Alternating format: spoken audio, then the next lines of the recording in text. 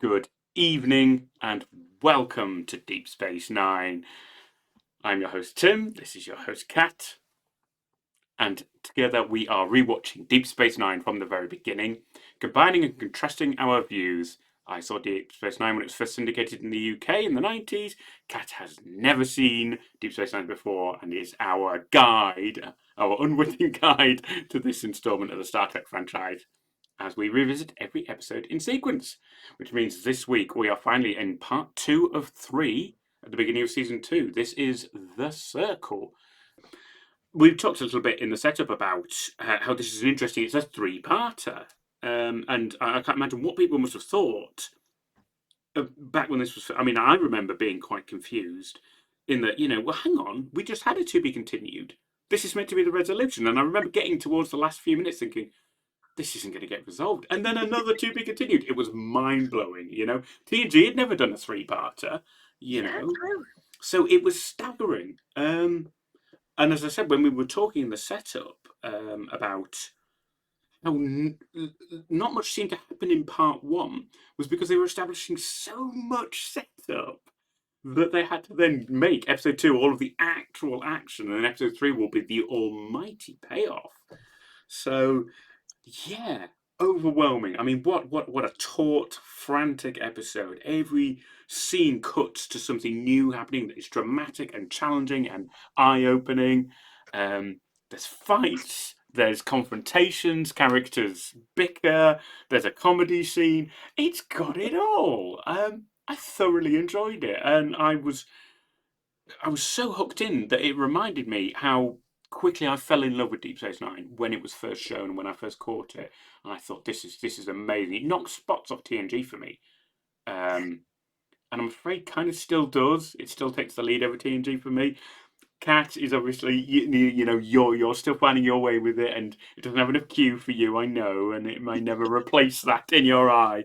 But for me, this is exactly where it began to turn around and made me think this show is incredible.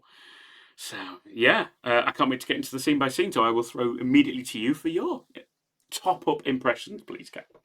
Yeah, I think seeing it for the first time over the last couple of weeks, I felt very similarly to how you did in terms of it feels as if this is where Deep Space Nine starts becoming what people have told me Deep Space Nine is. Having those longer story arcs. I hadn't thought about how having the seconds to be continued would just be, what? How? Why? Where? How? Another? What? Yeah, you're right. It's a first in Star Trek. And I don't know whether it's the only one. I don't know whether Deep Space Nine has more to be continued or whether the ongoing nature of the story just gets woven into it more as time goes on. I look forward to finding out anyway. But yeah, I screamed many times while watching this episode. I was beyond excited. That's brilliant to hear. I think part of my feeling is they're not afraid of peaking too early, because this is a load of action. They're being forced off the station, or there's a risk of them being forced off the station at the end of the episode. This is only the second episode in the series. That's the kind of thing you could do at the end of a season to get people to come back next time. But they're throwing it in at the beginning. What are they doing? They're madmen. They're madmen. Where can they go from here? They can't sustain this level of tension. And it's got characters returning. We've got more Kai Wynn. We've got Bedek Bareil back. So it's bringing in arcs that began at the end of the last season. It feels like it's threading things together more satisfyingly. They've built enough lore now. As you say, they did a lot of lore building in the first episode of the season as well, with the introduction of Lee Nallis, and just it's re-establishing the history of Bajor and the Cardassians. So yeah, they can now lean on that and dive into it further. I'm just incredibly excited about this episode, and I haven't watched the next one yet. I don't know what happens after that to be continued.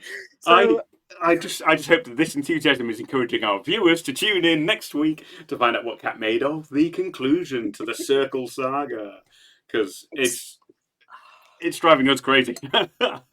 Seriously, in some ways though, it is really lovely, kind of being pressed to watch it one at a time and then look into what did I enjoy in this episode, which bits were particularly good, what are they setting up, because the temptation in this age of streaming just to mainline all of it overnight It's tremendous. I would just, I'd watch 5 episodes in a sitting and then not be able to distinguish them from each other. So having to sit down and carefully look at what made each episode what it is, it's actually, I'm enjoying that. So I'm glad that we're doing it this way, as much as I want to get to the next I was going to say, episode.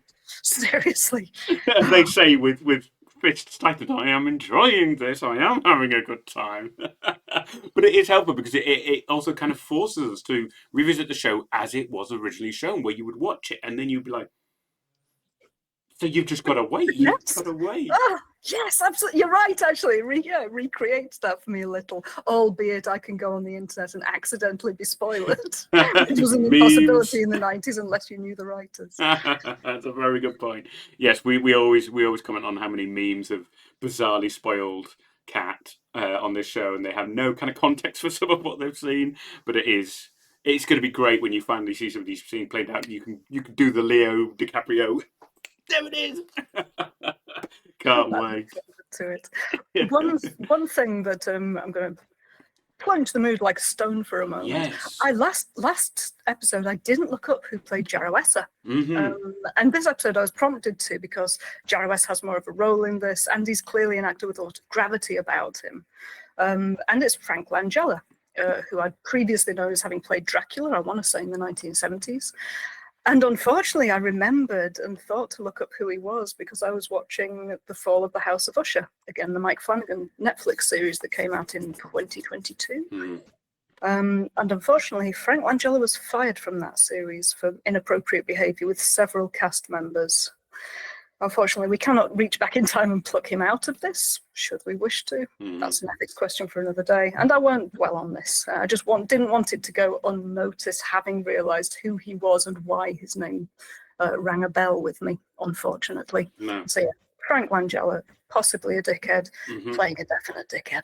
Absolutely, and we won't make any apologies for that kind of thing. I think we have a duty to observe bad behaviour and not let it kind of get swept under the rug and go, oh, well, this was 30 years ago. No, it doesn't matter. That kind of thing is a crime, and reprehensible behaviour at the best. So we will absolutely point it out. And thank you very much, Kat, for doing the unpleasant research there to kind of give us the full information going in. Let's dig into it, and we jump straight in from the end of the last episode, as we all hoped we would, with Cisco taking Minister Jarrow into his office and basically making it clear that he's very unhappy that Kira is being reassigned without any prior warning, without any consultation with him.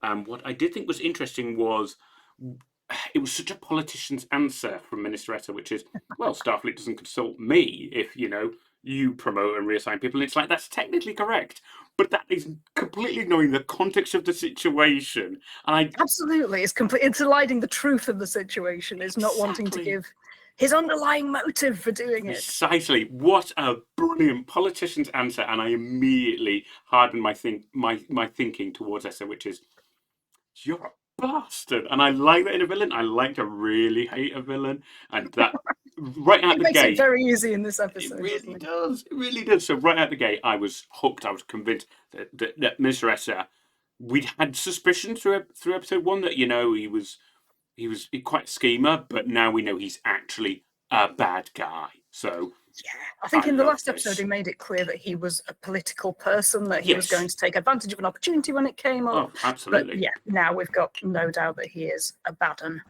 I loved Cisco's response to him, though. I liked his saying that she was dismissed without anyone consulting me. I don't appreciate it. His Federation breed's not going to let that lie. He will stand up against the Bajoran authority when he sees the need to. And I think that's very consistent for this character. Thoroughly enjoyed. Oh yeah, I wrote in my notes that I thought Jarrow's response feels shady as fuck. I'm probably going to swear quite a lot in this episode. I was just very excited.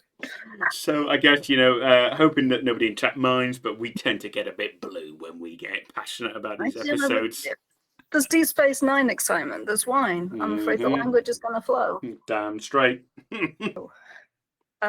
Yes, Cisco said that he expected that Jarrow would want Lee to stay in the capital to strengthen the provisional government. And I thought, yes, exactly. That's what I would have expected. Thank you for voicing that. It doesn't actually make any sense that Lee Nallas is on Deep Space Nine when he has missed the last 10 years of Bajoran history. He doesn't know the current context of Bajor. He doesn't have current contacts down there. He's possibly the worst person to be the liaison aboard Deep Space Nine.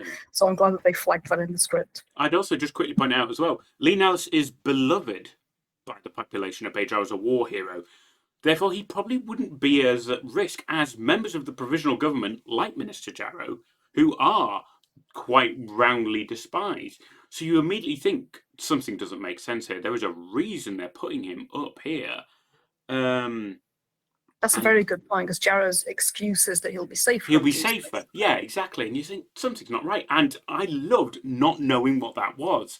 I was as in the dark as Sisko was, and it was good. It was it was compelling and intriguing. Like, I don't know what's going on, and I want to find out. It was good. Yes, yeah. The episode does a really nice job of keeping the audience in the dark until the point at which it doesn't do the thing whereby it shows us what's happening, but the characters don't. Precisely. So our learning arc mimics theirs, which works really well for dramatic tension, because it means that we're not going, but we know, come on, move on, find out. Exactly. But yes, another thing I noticed when Jarrow leaves, the door to Sisko's office remains open. Jarrow steps out of the door, says a couple of other lines, then walks off, and the door stays open. The door remains open while O'Brien walks up and walks in. Usually, I think the doors function pretty naturally as automatic doors. Someone leaves and it closes behind their back. There's one instance in The Next Generation where Patrick Stewart has to skip forward because the door's closing too quickly. I've seen the gif, yes. Yeah. But usually it works really naturally. But here, the doors magically know that Jarrow is going to turn around and say something, and then someone else is going to walk in. It's for the smoothness of the exactly scene, but it's just silly. It gives lie to the idea that there aren't little people next to the doors pulling and pushing them. There is that, yes. I think a few people have pointed out in other installments of Star Trek there is a dramatic door sensor that knows when somebody has a few more words to say and will either stay open or not open at all if they need to turn around and go, and another thing. And then they swing back around and the doors then know that, enough has been said. That was the final line, and out they go. So that's an excellent point. They work on narrative mechanics rather than physical. Yeah, what O'Brien says is your son has been waiting to speak to you on the comm, which is a sneaky. This is the relationship between these two characters, but not necessary at this point. But yes, Sisko does go down to their quarters, and as we probably expected, there is the Circles logo blatantly on their door. There it is, on their front door, which actually is great because it hammers home. We know these people are bad news, and they know where Ben and his son live on the station. In the previous episode, I think there was one of these put in the habitation ring. Yes, that's but right. It wasn't on their quarters. So yes, you're right. This is a ramping up of the danger despite security having been increased. Exactly. Brilliant heightening of tension in the first few minutes of the episode, because we go straight into the intro after this. Loved it. Really good. Also, Jake is wearing an extremely Jake jumpsuit in this scene. Unfortunately, there weren't any screenshots of it because it's not plot relevant. So you'll have to go back and watch it. We then get the opening credits, and then we're in Kira's quarters. My temptation is to read out every line. Yeah, I know. It's absolutely beautiful. You referred to a comic scene, and this is it. I think the style of this scene is based on old radio comedies where a small cast of characters would exchange witticisms very quickly in a situation that builds in ridiculousness as it goes on. It starts with Kira alone in her quarters, and one by one she's joined by Odo, Dax, Bashir, O'Brien, Quark, and then Vedic Virile. And the conversation just builds organically. Every time a new character enters Kira's quarters, they're not caught up on what's already been said and what each individual character is trying to achieve. The timings are really tight and the dialogue flows really quickly. And while each person's dialogue and motives absolutely do make sense, it's deliberately played to evoke chaos and confusion. And it's just so much fun to watch. And I can only imagine the cast had great fun building that scene together. So much. It is incredible. I had a quick look in our backgrounder book, the Captain's Logs, and apparently they filmed the entire scene in one take, one continuous take. Everybody delivered their lines, everyone hit their marks, everybody came in, the whole thing. It is mixed up with a few different camera angles, but the base scene when they're all together, all done in one take, no reshoots. So not only is it a brilliant scene, it was delivered perfectly, and we get that pure, unedited first take charm. And yeah, what a brilliant scene. And the way she caps it when Baral comes in, everybody goes, oh no, a serious person is here. She goes, I'm just here with, and she looks at all these absolute fruitcakes in her quarters and goes, my friends. And you go, oh, and that's It's it. adorable. It immediately made me feel like, in a way that I think TNG really had to strive to be like, oh yeah, we are also friends as well as shipmates. Deep Space Nine's more like, look at this madness, aren't we, mates? And it's like, yeah, and it was just lovely. But not only was it a hilarious scene, but it was a heart-touching scene so early in the show to go, yeah, you know what, these people actually care about each other. Loved it. Top marks. Could say nothing more about that scene except that I loved it. Absolutely perfect. I'll just have one or two other things though. Please. Because I absolutely adored this scene. At one point, the door goes again, and Bashir says, well, someone please explain this conversation to me. Which I love, because it's lampshading. Everyone is confused, but it's also kind of peak Bashir. And that's what I was going to say. Not understanding social cues. He is the right person to do I don't understand what's happening. Why won't anyone tell me? And you know what? It's actually a reasonable request. I'm going to come to Bashir's defense. It is reasonable. He has come in. He knows he's at the crossroads of several conversations, but he doesn't know where he is. And that's fair enough. Somebody should explain it to him, but then the date would fall apart. So, sorry. The next shot is Kira in a corridor entering ops. And it's really nice. It's shot from below. She walks in, and for a while she's the only character in the room. So there's a really long sequence of her walking in silence, just none of and then our visitor walking around the set. And because it's shot from below, you can see the ceiling of the set. Which it doesn't look like a studio set. It looks like a working space. And in such a jam-packed episode, I'm just so impressed that they had room for this. They had several seconds of her walking around just for the impact of her being in her workplace for the last time and just appreciating it. Absolutely. And it really drives home this startling and unsettling experience that they're really sending Kira away. This is actually happening. She's a main cast member, and you are sending her away. It really kind of drives home the severity and the impact of this situation for me.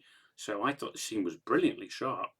Definitely, and you're right, it does almost feel as if it's presaging a goodbye. We don't, in the real world, we wouldn't know if the actress was leaving. Precisely. Maybe we actually will never see Kira again after she returns to Bajor. Is this a Tasha Yar moment? Precisely. Oh, yeah, it isn't impossible that a main cast crew member can just disappear. Sorry, Tasha. Sorry, Michelle Crosby. Denise Crosby. Sorry, Denise, yes. But no, you're right. Yeah, the fact that she left the show does linger in our minds as evidence that they can kill people off. It's not unheard of. Yeah, I think they have a short scene where Linar explains to her that he didn't want the job and he apologizes, and she says that she didn't either, but it turned out better than expected. He's confused about how a Navark fits into the command structure. Sisko tells him that, as he understands it, you report directly to the prophets, but from time to time, I might ask your help. They have a bit more banter. Then Lee walks away, and Sisko tells Kira that I'm going to get you back, Major. I promise that to both of us, which I thought was a really beautiful way of saying it. It's not I promise this to you because I owe you any debt of honor or because I want. Yeah, it's I want this as much as you do. We want this because we are a unit, a team, friends, comrades.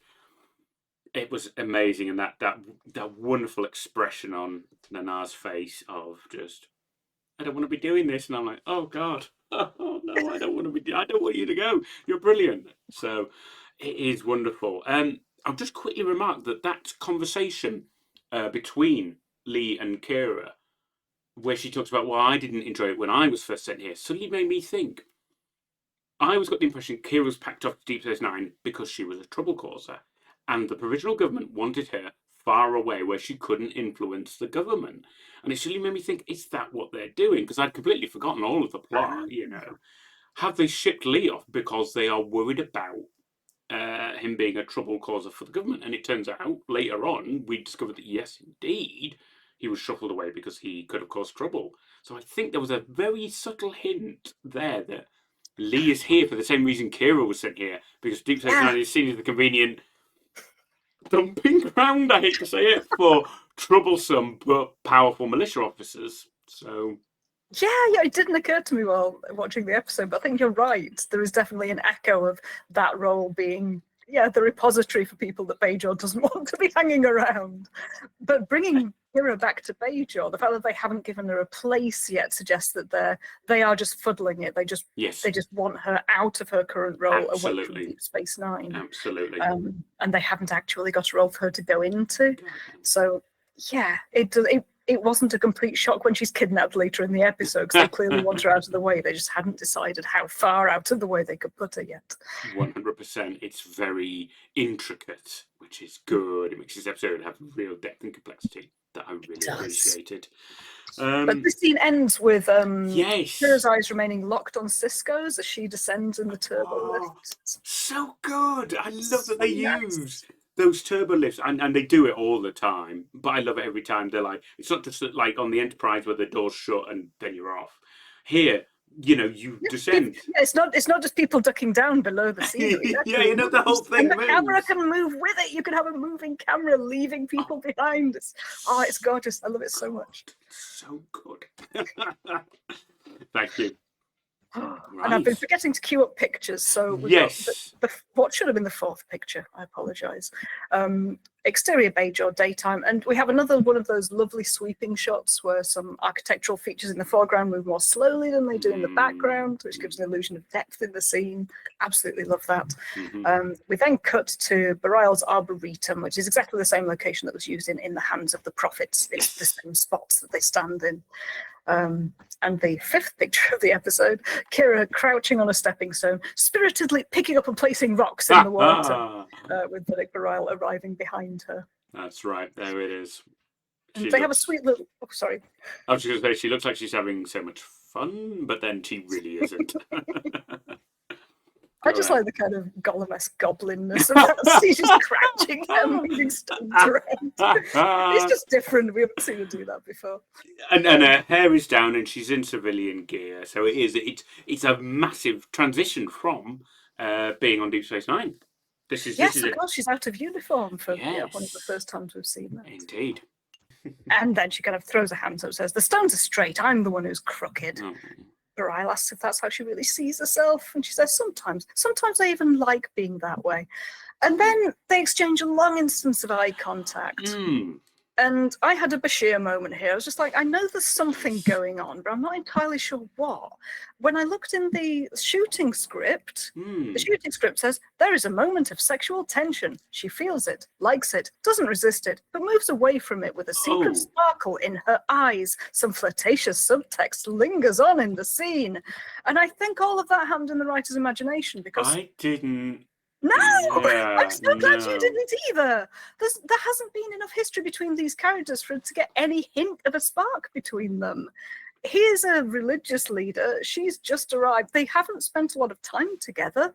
They saw each other once before in a previous episode in the last season, but they didn't have any kind of rapport. It's not the actor's fault, but there's absolutely no chemistry between them because there hasn't been time. There hasn't. You're absolutely right. If there had been the merest hint of a suggestion of, actually, now I'm spending time with this person, I find them interesting. Okay, you could start it here, but this scene implies a sudden thunderbolt of magnetism between them that, you're right, is not all detectable. I think he has one line where he says, I'm getting to... She says something like, you don't know me very well. And he says, oh, but I'm coming to. And then they lock eyes again. I was like, no, too quick. Exactly. No way, no. This whole episode, I think, is paced so quickly that they didn't feel they had time to kind of start to embed that. Yeah. They were like, no, we need Kira and Bareil to start a relationship, and we need them to kind of get through it really quickly so the rest of the episode flows really quickly. It's a shame, because if they'd thrown in a line or two about previous experience of each other that they'd had, if we knew that they had would have been good. Just a relationship which predates the episode, which could then be developing into something more, that would feel more realistic. But here, I genuinely had to read the shooting script to know what the actors were trying to do, because I just couldn't understand it. He just looked very intense and awkward, and I didn't know why. Yeah, so obviously I have some prior knowledge that somewhat contaminates my brain and perception of it, but even I was looking at it going, this does not feel natural, this does not feel right.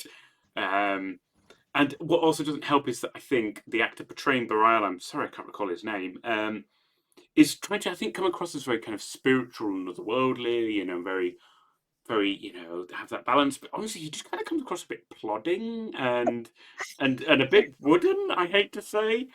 Yeah, Philip Unglim Okay, is the thank name you. of the actor.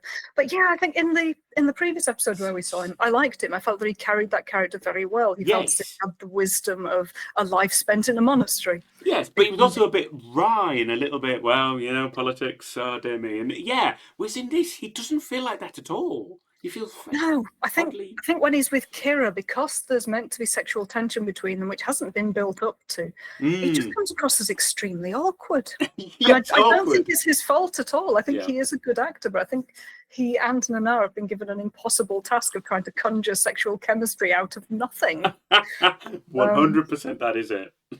No, I'm glad that you agree, because I think I was a bit concerned that there was a bit of moralism in me. I was thinking he's a religious leader. She's effectively his student here. In this scene, she talks about having been the worst finger painter when she was a child. She doesn't have a bit of creativity in her. And it's nice. It's them getting to know each other. But it is still a slightly younger person confessing to a priest almost. I don't see them as having a level relationship at this point in the episode. She's gone to him at a time of feeling spiritually lost, and this conversation has that in it, that she feels crooked, that she doesn't have any creativity in her bones, that she felt she wasn't right in that respect. Really good point. So she might benefit from more honest guidance rather than the subtext of I'm attracted to you and I have a power dynamic I can potentially abuse. Yeah, I kind of see what they were going for. I think that sort of conversation between two adults who are of similar standing, yes, that's vulnerability, but she's the only one being vulnerable. He doesn't share anything of himself. No, that's a very good point as well. He is definitely in a position of authority and knowledge, and as this episode develops, that stays. That is always, all of his scenes with Kira, he does seem to always be in a position of imparting knowledge, giving her context, giving her exposition. He's got the potential to be the next Kai. An incredibly powerful, an incredibly powerful position. So yeah, thank you, Kai. I'd not thought of it like that. So. She says that she's useless here and she needs to feel useful. She's not creative enough to contribute to monastic life. And he says, are you sure? It might be interesting to explore useless for a while, see how that feels. I suspect that one of the writers' therapists said that to them because it just feels like such a therapist thing to say. So useless. Tell me what useless feels like. Maybe useless isn't a bad thing, which I like. I think it is good sound advice from him, not to leap straight into activity, but look at what happens when you don't do anything for a while. Sit with yourself. I am glad to see, actually, because I made a quick note that this is interesting, actually, seeing Kira without a cause to burn for. It's an interesting character exploration. We know that since she was old enough to, as in her own words, hold a phaser, she has fought. She has fought Cardassian, and then she has fought with Cisco, and she's fought with her own government and her people and Quark and pretty much anybody. Finally, Kira is marooned. She doesn't have anything to fight for. She's retired from duties. She's in a monastery, which is the opposite of having something to fight against. It's more about embracing yourself and your connection to the spiritual. And she is at a loss. And you could make a whole episode out of just that, I think. So absolutely, and I think the way that Nana plays it, it's less frustration than vulnerability. I think I really feel for her in these scenes, which again increases my discomfort with this man who's suddenly giving her long, lingering gazes when she's saying, "I feel spiritually lost. I'm not useful enough." I hadn't thought of that at all, and you're absolutely right. Good God, this alone could have been a whole conversation, a whole episode. But time is always against us. Happily, we have to move on to other dramatic matters. Yes. Bareil says it's time, isn't it? Yes. It's to come inside with him. I think she starts to interrupt him and says she should finish, but he just says, come, and leads the way. And the next scene is in the monastery interior. Kira says she's never been to that part of the monastery before. And Bareil says, may it be the first of many visits. Kira suddenly notices the case which holds an orb and reverently lowers her head. And she's very emotional in this scene. Oh, Bareil, all my life I dreamed of this. He then opens the case, explains that it is the third orb, the orb of prophecy and change, and he turns to leave her with it. And she and then our visitor stands staring at it. I think we've got a picture of her looking with tears in her eyes, and she asks, "What do I do?" He replies, "Be useless, Nerys. Allow the prophets to guide you." Which it feels a lot like a reflection of some human spiritual practices, the idea of emptying one's mind to allow Yes. God or the universe or inspiration in. I think it reflects a lot of particularly East Asian practices, Yes. Buddhist meditation. Exactly what I got. Yeah. Yeah, so I like that inclusion in there. It does feel like a living part of their spirituality. And we saw in the previous episode, was it the last episode or this one where we saw Kira meditating? I think it was in the previous episode when she got the Yeah, earring. the last time Quark came into her quarters. Damn, that's been going into her quarters often recently. But yes, we then have Kira's vision, which is a whole thing. So I apologize. I am going to take a bit of time lingering on this. Please do. She enters a room, or rather, she finds herself in a room full of clamouring Bajorans. Kira is wearing her uniform, and she says aloud, "The Chamber of Ministers," which I think feels a little bit hand-holdy, but it means the audience knows immediately where we are. And I think just because it is such a dreamlike sequence, because it was being screened in the 90s when not everyone had a VHS to record it on, it's more fair to the audience to say, this is where Kira understands herself to be, this is what's happening, these are the people around her. Yeah. So we don't have to have it explained later. We can't hear what any of them are saying, but they are actually scripted. The Bajorans around her, the shooting script has these lines: "Major, some answers. I demand an explanation. Major, over here. Give us details, Major. May I ask a question? Over here. May I have the floor, please?" So I suspect that the crowd were fed these lines and told to say these things and things similar to them. But in the scene itself, their voices are slightly muffled. You can't actually make out any of the words they're saying, but they've been careful to make sure they're saying things that, should they slip through, actually make sense without giving anything away. Kira then sees Dax, who is wearing a female Vedek's red head covering. Dax says, "Listen to them, Kira." Kira replies, "I can't hear them." And Dax says, "It's all right. Listen." Kira smiles warmly and they embrace. But when Kira steps back from the hug, Dax's face has become that of Vedek Wynn, who says, "Can you hear them now, child?" Jarrah then appears behind Kira and replies to Wynn, "I hear them, Major. They're calling to me." Bareil then walks in and says, "Don't listen to him, Nerys. Allow yourself to hear them. They're calling you." Wynn then cries, "Blasphemy!" And in the same shot, we see that Kira is now naked. We only see her bare shoulders upwards, but she looks down and she gasps. Very anxiety dream moment. Bareil then appears directly before her and says, "Listen to them, Nerys." And Kira says, "Help me to hear them. I don't know how." And in that moment, she's no longer concerned with the fact that she's naked. I think that makes it feel far more dreamlike. Her focus is shifted back to, although she is still naked, she's now, "Oh no, the shouting people, I have to try and hear them." That's where the focus is. That's what's important in this scene.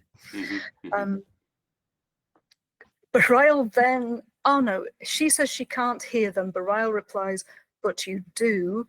He then appears behind Kira, also naked, and speaks close to her ear.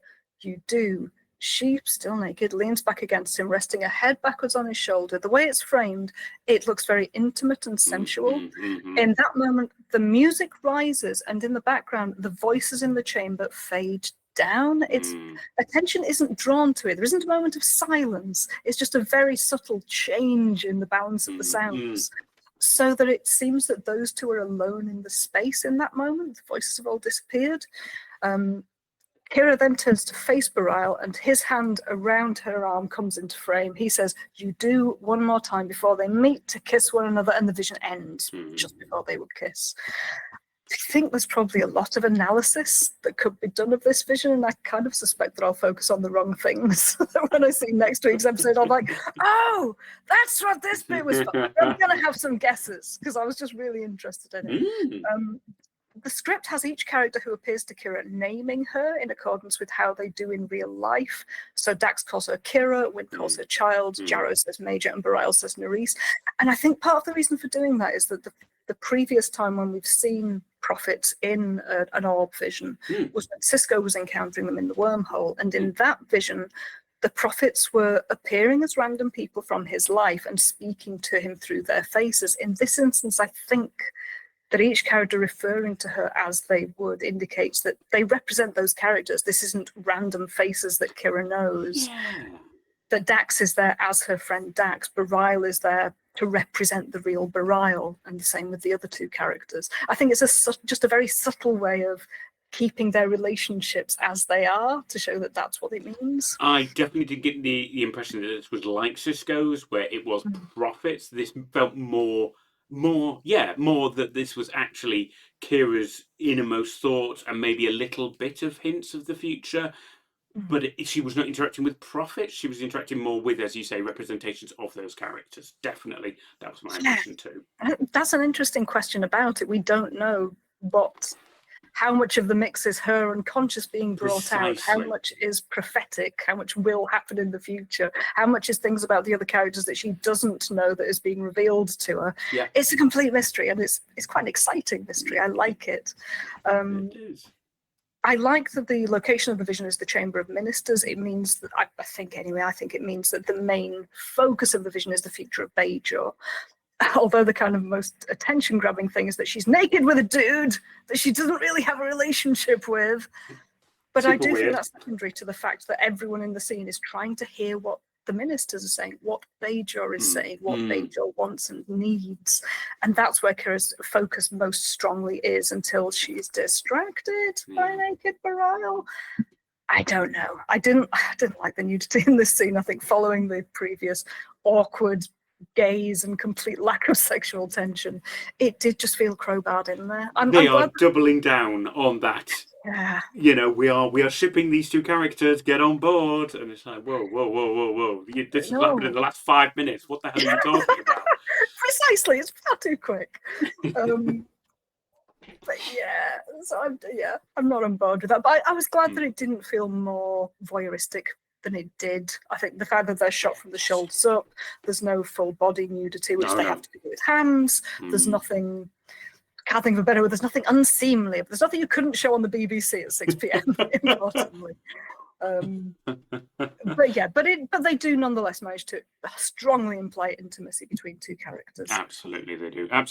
I took it as, just my differences, it absolutely is how you've read it, and it is foreshadowing in that it immediately turns to a very malicious kind of tone when Dax transforms into Wynn, and then Jarrow appears behind, and he says, I can hear Bajor. They are calling to me, and these two figures, who by the end of the episode we see united in a very similar way, talking about the future of Bajor. So to me, that was the prophecy. The prophecy is this is what's going to happen. These two figures who you rightly have a suspicion of are going to turn out to be shits. So yes, I think your read of it as partially prophetic is 100% spot on, and I liked it. It had that same kind of like weird dream prophecy that you get from shows like Twin Peaks, where you just get this very confusing, very lack of context sequence that when you look back go, oh, that's what they were sort of implying through a really boggling sequence of events that I didn't understand. So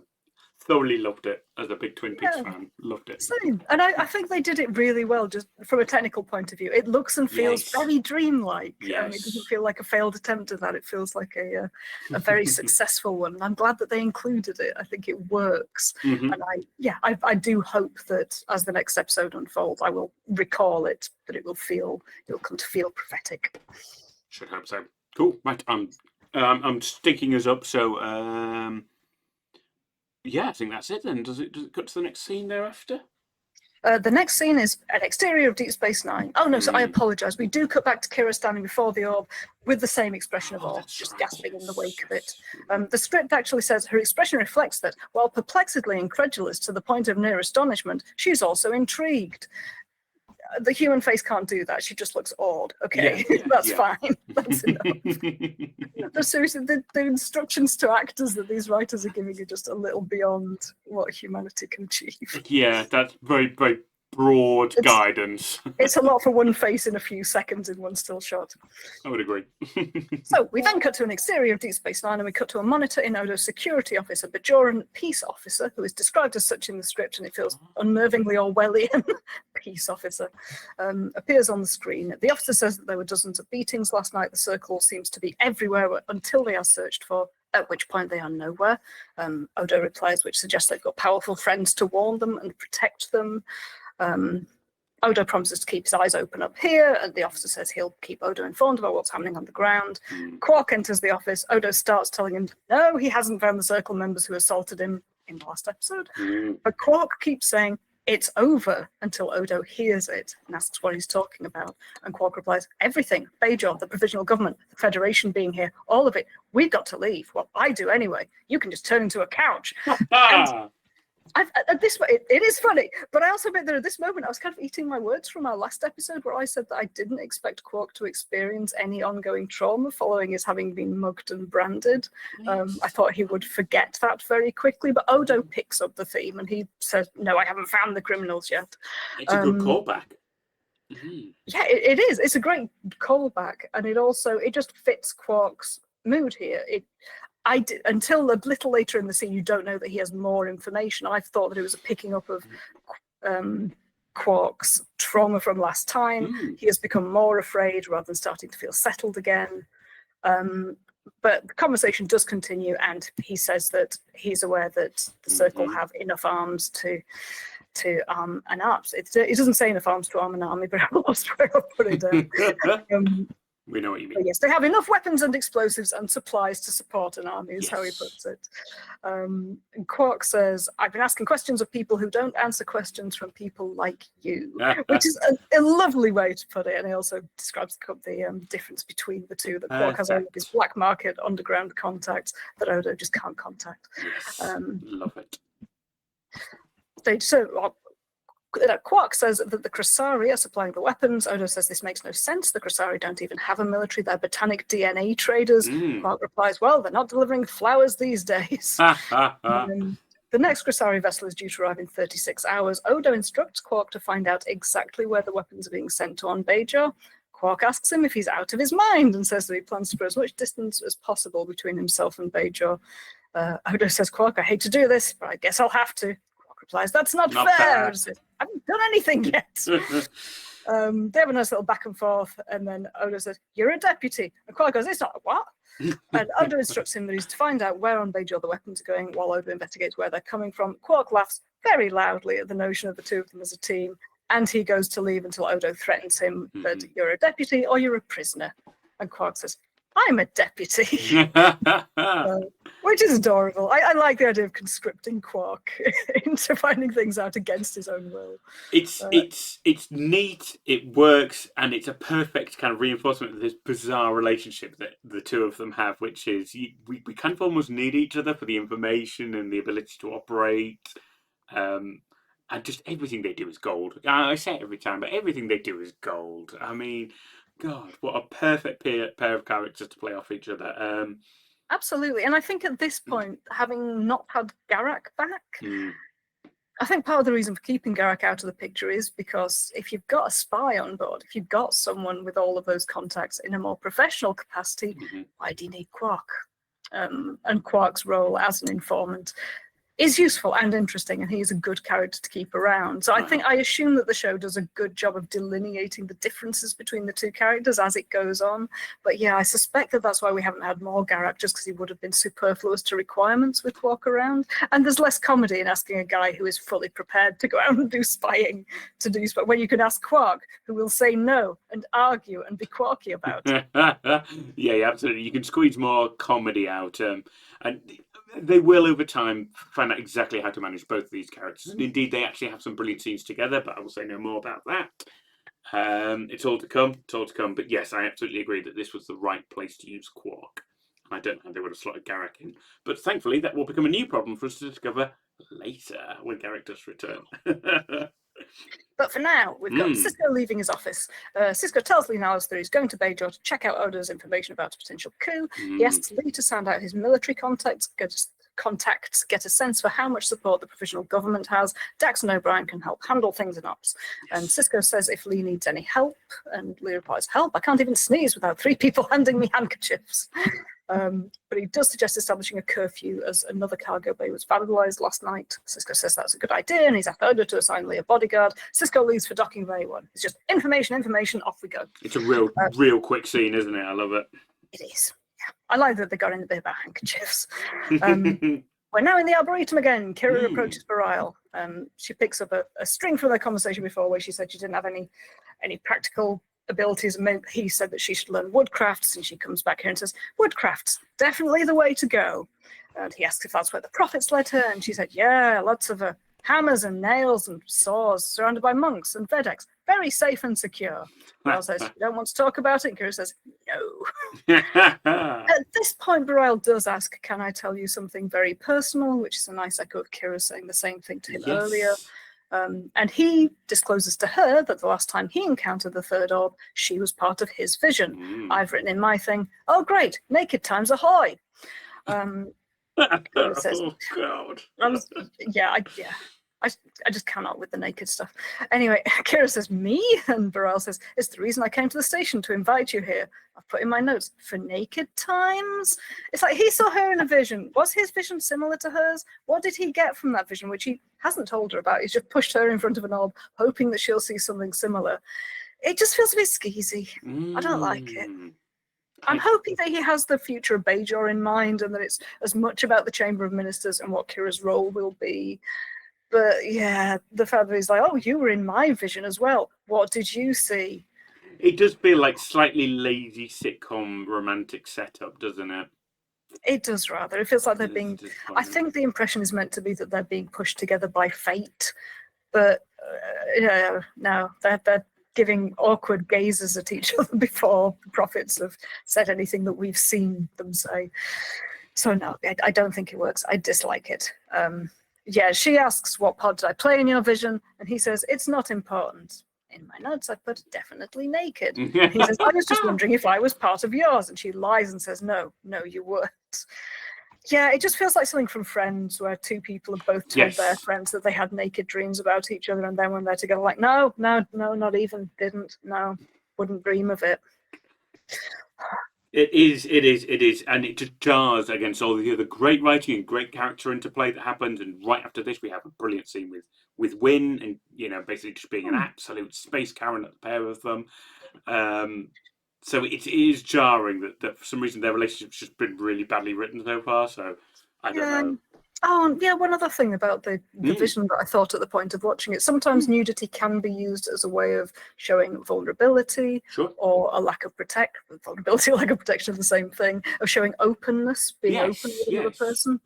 Because it was a dreamlike sequence, the nudity could have meant any one of these things. It could be that she is now fully herself in front of everyone who's assembled, that he is willing to be vulnerable with her. But because they then lean in for a kiss, and because they've already been doing failed googly eyes at each other, it just doesn't come across that way. No. I think it loses some poetry for them trying to force a romance out of these two people who do not need one. This could have worked better as the very beginning, like a couple of shared glances of, I might like this person, and then nothing more. And then like these kind of revelations about visions could have come like 3 or 4 episodes down the line, and they could have spread this relationship out very long and made it more believable. Well, even in episode 1, she's met Bareil previously. She could have maintained communication with him afterwards. When she's going to get Lean Alice, she could say, I'll contact Bareil and let him know. We're in contact. He's not on his mind. Yeah.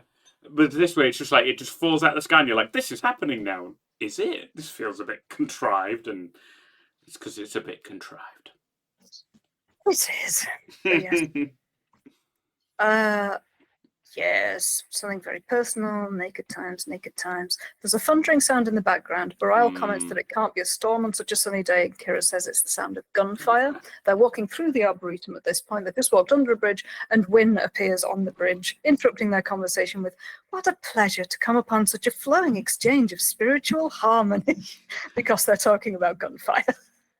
And this whole conversation, she just knives and twisting. Oh, it's amazing, isn't it? She's terrible. She is the worst. She's absolutely the worst. She then says, we've met before, haven't we, Major? Oh, Major. She can't remember who she is. There's more thundering in the background as Kira tells Wynn her name. And Wynn remembers, oh yes, from the space station. She then asks what brings Kira here, and Bareil says that he does. She responds, good for you, Vedek Bareil. After working so hard, you deserve a little recreation. Everything in the scene implies that they're either fucking or they should be. I hate it so much. It is horrendous. Bareil smiles irritably and says Major Kira is here to explore her pa, which is the soul of a Bajoran. Vedic Wynn replies, a worthy endeavour for one who has led such a life of violence, child. In my nose up, but everything she says is calculatedly infuriating. Exactly what She's I've got as well. Oh, she says, I'm sure the Assembly would have no objection to your encounter with an orb had Vedic Bareil consulted us. She's such a sly operator. It's just She is, the way that she maintains a veneer of innocence and wanting to do right while just being a cutthroat, evil, manipulative Wynn. Yes. Bareil says no one has ever been held to that formality. She replies, you're right, of course, but I've always consulted with the Assembly in advance. I think of it as a courtesy, nothing more, nothing less. How is an adult with responsibilities engaging in this kind of petty point scoring? She's hideous. She's meant to be a religious person, for God's sake. Yes. And I recall Lieutenant Cat, our able assistant, remarking many times that they have encountered, certain fundamentalist, very, very kind of religious orientated to almost, extreme degrees, being very similar in this kind of way of almost manipulative approach of, well, I am only exuding, goodness and light and civility, and obviously there's all this subtext as well of me being actually a massive shit, but you can't do anything about it because I am. And it's a well-known technique of operating, and it's horrendous, and it makes you immediately take against Wynn. And it's I mean, bravo, bravura performance, but God, it makes me want to scratch out my own eyes. Oh God, Louise Fletcher is amazing. She knows exactly what she's doing. Absolutely astonishing. She does it perfectly. We hate her immediately. We do. I do love it, but it does also, God, it infuriates me so much. But yes, Vedic Wynn leaves after saying, feel free to stay as many days as you like, even a week if necessary. It's a masterclass in appearing magnanimous while being extremely mean. So good at it. So good at being bad. She's brilliant. The next scene, unfortunately, is a little less interesting. We cut to exterior Bajor and then to the interior of the war room, which we have a picture of. The war room is a rather nice design. It's large, round. This. Yeah, I love the way that they've found consistencies in Bajoran design. There are a lot of ovals, a lot of rounded shapes. Yes. There's a large round map display at the end of the room, and instead of the Bajoran oval symbols, which we've seen in temples, we've got what is presumably their military symbol, which is a crescent with what looks like a sword rising from it. It's excellent. It's going to be so hard to make out on a grainy 90s screen, and yet it shows what Star Trek is really good at, which is intricate designs that build a world convincingly. I mean, they've even got acoudigrams embedded in the table there, which we never see because we don't see it shot from above. We've never see it. Light reflecting off them. Exactly, and yet it looks fantastic with the reflections in it, and this one man in front of his map. It's spectacular. I also like that we get to see, weirdly enough, never named Bajor's capital city. They never name what the city. It's just the city or the capital. We never hear its name, but we know that it looks to be in a lovely position at the mouth of a river on the sea. So no doubt a lovely, lovely place. But yes, just a weird bit of trivia. Yeah, if we're to try and explain it away in world, I wonder whether it is because they're not a monolithic culture by any means, but they're such a tightly bound culture. They have the one government for the whole planet. In terms of the universal translator, they've got no need to have a name for the capital city. It's the only capital city they have, so it may be their word for it just translates into capital. That's a really good way of looking at it. That's some excellent world building, Kat. Thank you very much. It's a very hand-wavy way of looking at it. But we now meet General Krim, whom the shooting script describes as a solid, handsome 50s male with a demeanour of straightforward intelligence. Oh, right, okay. God, the shooting script is seriously, weird. The writers really do have the whole thing just mapped out in their head. They visualise every aspect of it, which must be challenging for the actors to have to try and stick to it so rigorously, and for the casting directors. But anyway, Krim gives some troop instructions to a member of staff who then leaves. Sisko introduces himself. They met last year and Krim was impressed by the talk Sisko gave to the executive committee. Sisko recalls that Krim disagreed with all of it, but Krim remarks that Sisko presented his arguments well. Sisko explains that there is concern in some quarters that the military is unwilling to confront the Circle. He says he's been observing troop movements, and every time there's a potential confrontation, the military withdraws to a safer position. Krim says you can't possibly appreciate that this is Bajoran against Bajoran. Sisko responds that the provisional government can only stand if the military supports it. Krim says we are all patriots, Commander. Sisko tells him that he has intelligence that the Circle are being armed by the Krasari, and Krim genuinely didn't know this. Sisko will contact him when they find out where the shipments are being stored. Krim thanks him. Sisko then says that it would mean a great deal to him to get Major Kira back. Krim says it's out of his purview and that he should discuss it with Mr. Jarrow. But then Krim notes to Sisko that Sisko told Krim about the Krasari before asking the favour regarding Kira, when he could have tried to trade the information for that favour. And Sisko says, oh, I wouldn't do that, as if it would never have occurred to him. And Krim replies, I'll remember that about you. Which I like. I like that they get across that aspect of Sisko's style, that at the moment he doesn't cheat, lie, dissemble, cover the crimes of other men. He's very straightforward in his dealings, and he presumably hopes that of other people, and he's keen to emphasize that to them. He now has a kind of, I guess, a shaky ally in General Krim, who doesn't agree with him politically, but who knows him to be an honest man. 100%. 100%. I did really like this, but then I am the kind of person who really enjoys dry political dramas where it's just men in rooms saying veiled things to each other. You know, I'm that kind of guy. I like how this was shot. The room is very shadowy, so there's a lot of shade on Krem and Sisko's face, and they're also at times shot from below, so it's quite... yes. It kind of isolates them, and you feel that these are two men who are very much manoeuvring around each other in very uncertain waters. So I thoroughly enjoyed it for the Some nice analysis. There's a few other points as well. When Krem remarks that it is Bajoran against Bajoran, that actually kind of has a time in history as when, I'm going to go kind of off topic here, but kind of Weimar Germany, when they were trying to deal with, riots and uprisings from the right, and they were trying to control it with troops who were against allied. They would have to send out troops against other men who had also been soldiers in the First World War, and at the time, the authorities in Germany said very much the same, that it was brother against brother, ally against ally, soldier and soldier, and comrade and comrade. So it's actually a kind of reasonable scenario to imagine that it's very difficult for Bajor, which has fought for the freedom of Bajor, to suddenly have to turn on itself. I mean, that must be a horrible situation, and I almost felt a pang of sympathy for Krem in that he doesn't really want to have to order his men to fire on other Bajorans who may be allies, friends, brothers, you know. So absolutely, and I think that is a very apt analogy given the rise of the Circle, and that we know that some of the Deep Space Nine writers have an interest in the Third Reich and the rise to power of the Nazis from the episode Duet. We know that is in their interest set.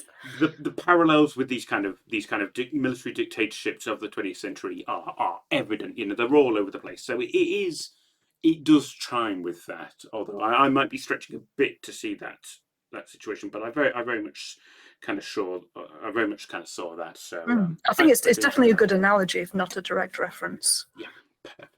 I'll take that. Yeah, thank you. I didn't take as much interest in this scene because I'm not that interested in trying political scenes of two men machinating against each other. So yes, it's lovely that you saw things in that scene that I didn't. Thank you. We bring different things to the video. That's the joy of it. Do.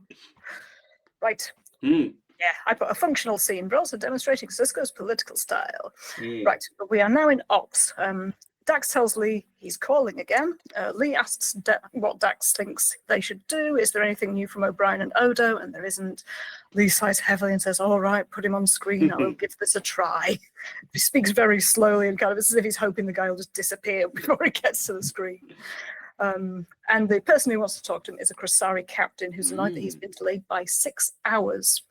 In the script, Lee starts saying, I am Neva, but thinks better of it and goes for, I am First Officer Lee Nellis. In the episode, he just says, I am First Officer Lee Nellis. I think that the intention in the script was probably to emphasise the meaninglessness of the new position of Navark, and Lee realising halfway through the word that the captain wouldn't know what it meant. But I think that his stepping back from it here might also have been seen to imply that he was deliberately casting off the role at this. But if he starts saying Navark, First Officer, it might feel too much like he's stepping into the role willingly. Yes, that will be so instead they just go, First Officer fits a bit better. But that is a trifling little change from the script as written. But I just thought it was interesting. Yeah, it is. Thank you.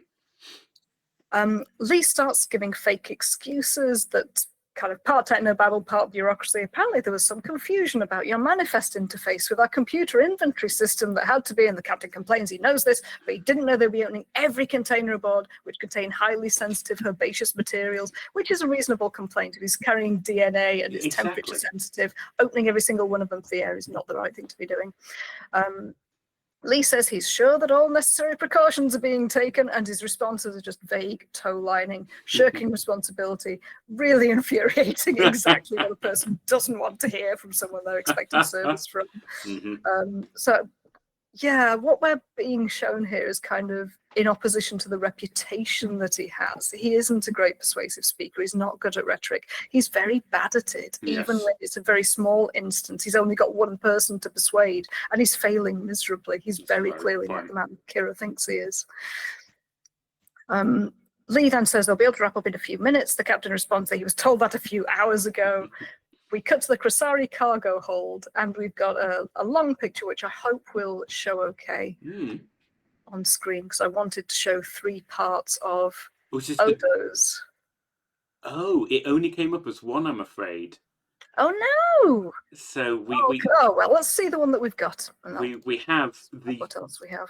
The start of it, which is So we don't have it, unfortunately. I see how it's. Let me see if I can just resize this on the fly. This is the joy of Twitch, where you can see this happen in real time, and I'll edit this.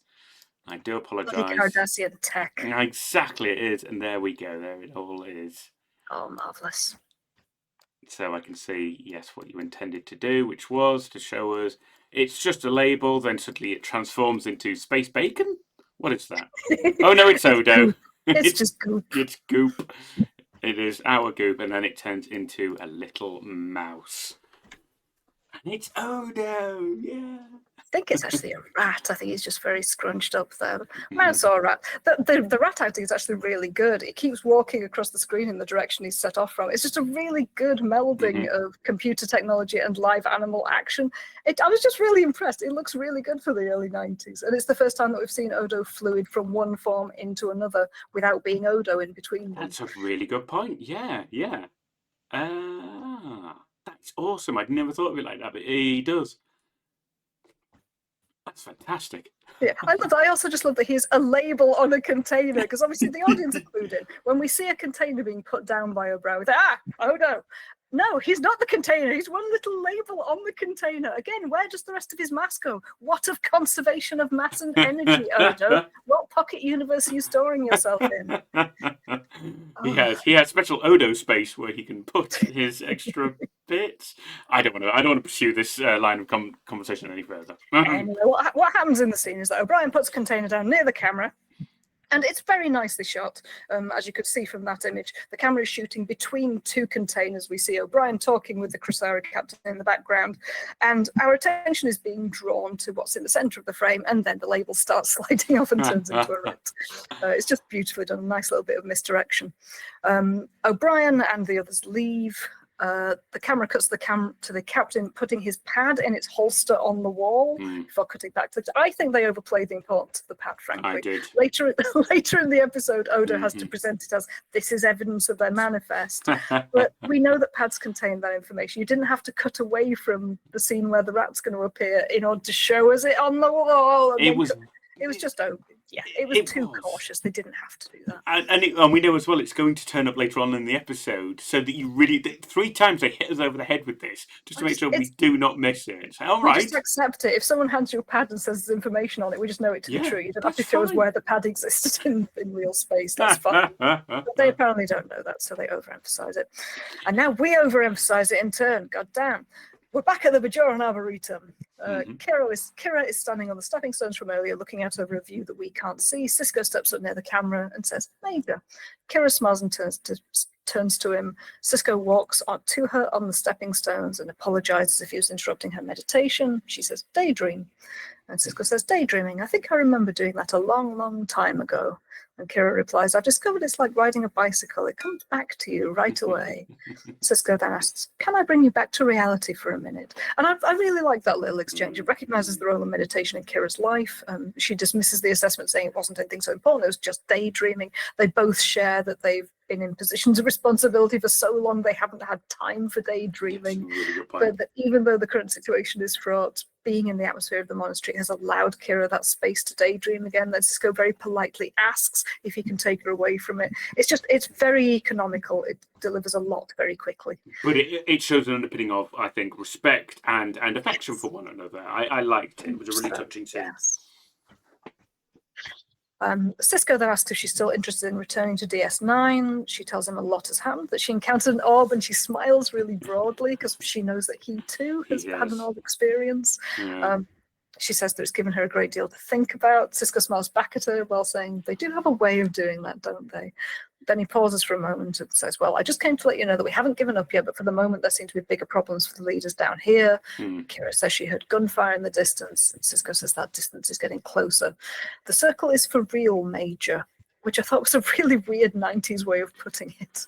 It means the circle is serious. The circle means business. The circle is a genuine threat, but he puts it as the circle is for real. And in the script, Kira says, we're so isolated here. She says, I didn't realize that. We're so isolated here, meaning that she has been isolated in the monastery. But in the actual episode, she says, I didn't realize that we've been so isolated. And I took that to understand you and I, Cisco, aboard Deep Space Nine, have been so isolated from Bajoran society. I took that, It's again, just a strange little rephrasing, and I might have construed it very differently from anyone else who watched the episode. But yeah, I just found it an odd little reframing that I didn't think she meant. Barial and I and the other monks have been so isolated here that because she's been hearing gunfire. She hasn't been that isolated from what's going on. Yeah, absolutely. Yeah, I thought it made more sense to be up on Deep Space Nine. We've been isolated from what's happening on Major. But no, it's a little unclear. I think they could have done that a bit differently. I can see that, definitely. But yeah, Cisco says, well, I guess I'd better head back. Kira says, Commander, me too. Cisco smiles warmly and says, I told you I hadn't given up. But rather than waiting for her, just presumably because she needs to pack her things, say goodbye to Barial, Cisco leaves through the trees and Kira remains looking out at the Arboretum. We then have another picture from the episode. Kira turns and starts walking up the stepping stones. And now she's being shot from the other side by the camera, and three red-cloaked figures quickly approach and grab her. The subtitle in the episode says hypospray hisses, and there's definitely the sound of a hypospray. Yeah, I heard this. Yeah, as you can see in the picture, there is a figure standing between the camera and Kira, so we can't actually see one being used. Good point.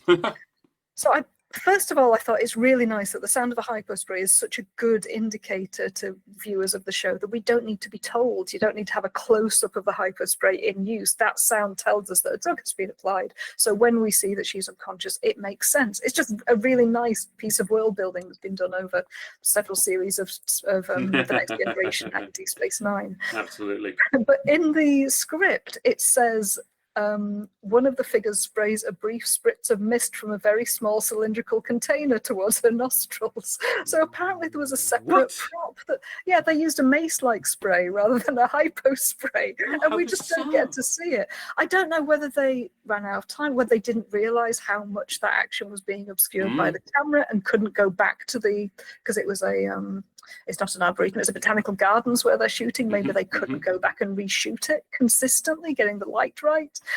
But yeah, for whatever reason, they just decided to leave it, and the sound of the hyperspray does a good enough job. And this is probably more level of detail than we actually need for this. I was just really interested in the difference between what was in the script, what's on screen, and how the use of the sound cues you into what's happening despite the lack of visual. Just that was an interesting mixture of things happening there. It is. That's some interesting trivia. Thank you, Kat. Because I would have thought, it would have been so much easier to just go a hyperspray sound Everyone It's uses heard. phrases, yeah. And as you correctly observe, we all know what that is, and we can guess what it means. Somebody's just been sedated. You know, Yeah, what a you don't need an bizarre, expert. unnecessary. Yeah. Yeah. I don't know. Maybe the director did that. Just like, guys, we don't need a whole newfangled little spray can thing. Just use a hyper spray. Just pretend they've got one even. 100%. The figures then carry Kira towards the camera, away from the direction in which Cisco went, implying both that he has no opportunity to see them going, and that while he's moving towards the safety of Deep Space Nine, Kira's being carried deeper away into the trees towards danger. 100%. Excellent read. Fully agreed. The next shot is exterior Krasari vessel. The script says that we see it coming out of warp, but in the episode it just travels at one speed from one side of the screen to the other. I suspect that maybe they'd already shot the model and realized post hoc that there just wasn't enough space in the frame to have the animation of it arriving and traveling. For whatever reason, we don't realize that it's left warp. The implication was that Odo arrived on the ship, they went into warp, they now come out of warp some distance away from Deep Space Nine. Yes. I would agree with that. Still aboard. We cut to the rat peeking out around the container, and it's a really good little actor, is that right? It's like looking up, being interested, taking a peek out at what's happening. Really good acting. Sorry that we didn't get the rat's name. The captain says begin transport, and a Cardassian beams aboard, which is just, yeah. It's a Cardassian aboard the Krasarian freighter. The captain has him sign off a shipment on a small pad. He says, "You think you'll find everything's in order." The captain then carefully puts the pad back in the holster on the wall. In case you missed it the other times. The Cardassian says, "Return transport," and we hear the transport noise while the camera is focused on the rat, which serves the dual purpose of saving the cost of another transporter effect, and it reminds us that the rat is watching what happens. Yeah, bit of functional filming. The captain then puts the pad. Yeah, captain puts the pad in the holster again, and we're shown the rat watching again. The next shot is in a Bajoran bunker on Bajor. We've got a picture of this. I couldn't find a single picture that quite got the scope of it in, but it's a fantastic set. It's a rocky-looking cave with a mezzanine level with several arches on the lower level, a large circle logo painted on the wall so that we know who's there. Minister Jaro Essa enters at the higher level, and we're looking over Kira's shoulder from below. Kira says, "So, you're involved with the circle," which feels really unnecessary given that there's a massive symbol on the wall. In case you hadn't missed all of this obvious symbology, such as the minister standing in front of the emblem of the circle, Kira's also going to say, "So, you're involved with the circle." Something like you don't expect Indiana Jones to go, "Oh, so you're Nazis." Nazis! Until somebody stood in front of a swastika with the German uniform. Yeah.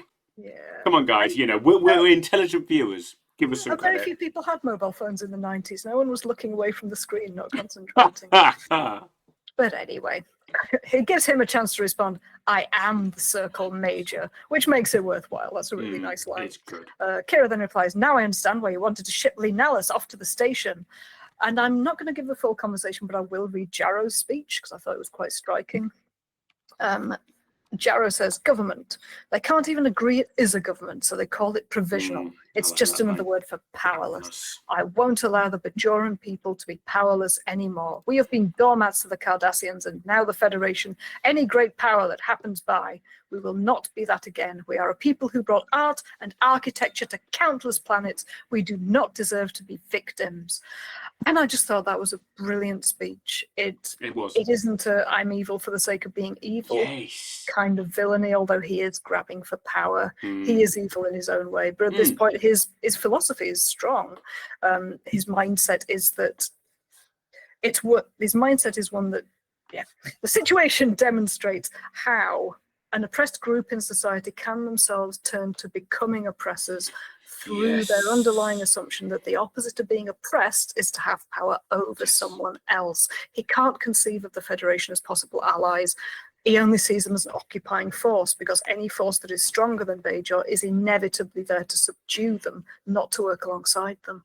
Which you can absolutely read from Bajoran history. It's brilliant because you can see kind of where he's coming from. I can totally understand that. You know, he's an older man. He's clearly older than Kira, so he probably lived through the entirety of the occupation, which we know lasted about 30 years. I think it's 50 years. 50? Oh, good God, right, yes.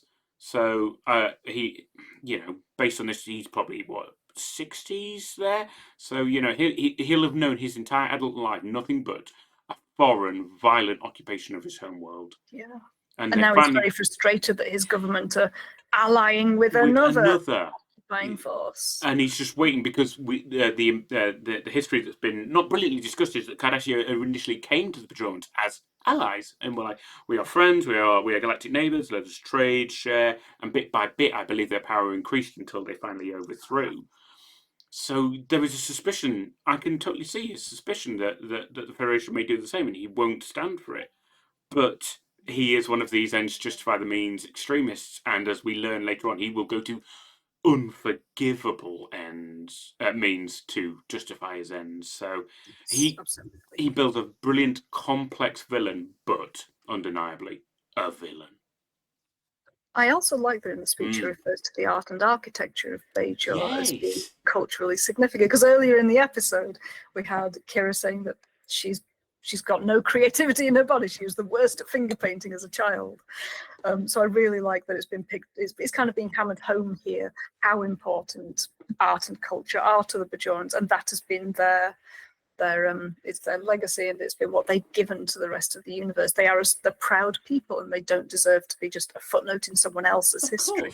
It also gets them, thankfully, out of that Star Trek trope of Planet of Hats, which is the Bajorans are angry and fight a lot. There is more to them. They also have a rich spiritual life. They also have fantastic art and architecture. And thankfully, Deep Space Nine, without spoiling it too much, will explore Bajoran society more widely and actually give them quite a complex view that is not just, Vulcans equal no emotion. Klingons equal fighting. Romulans equal sneaky and trustworthy bastards. I think it's fair to say that Bajorans are being given a much better shake than any other race in Star Trek history. Absolutely. Other than humans, obviously. Yeah. Oh my God, yes.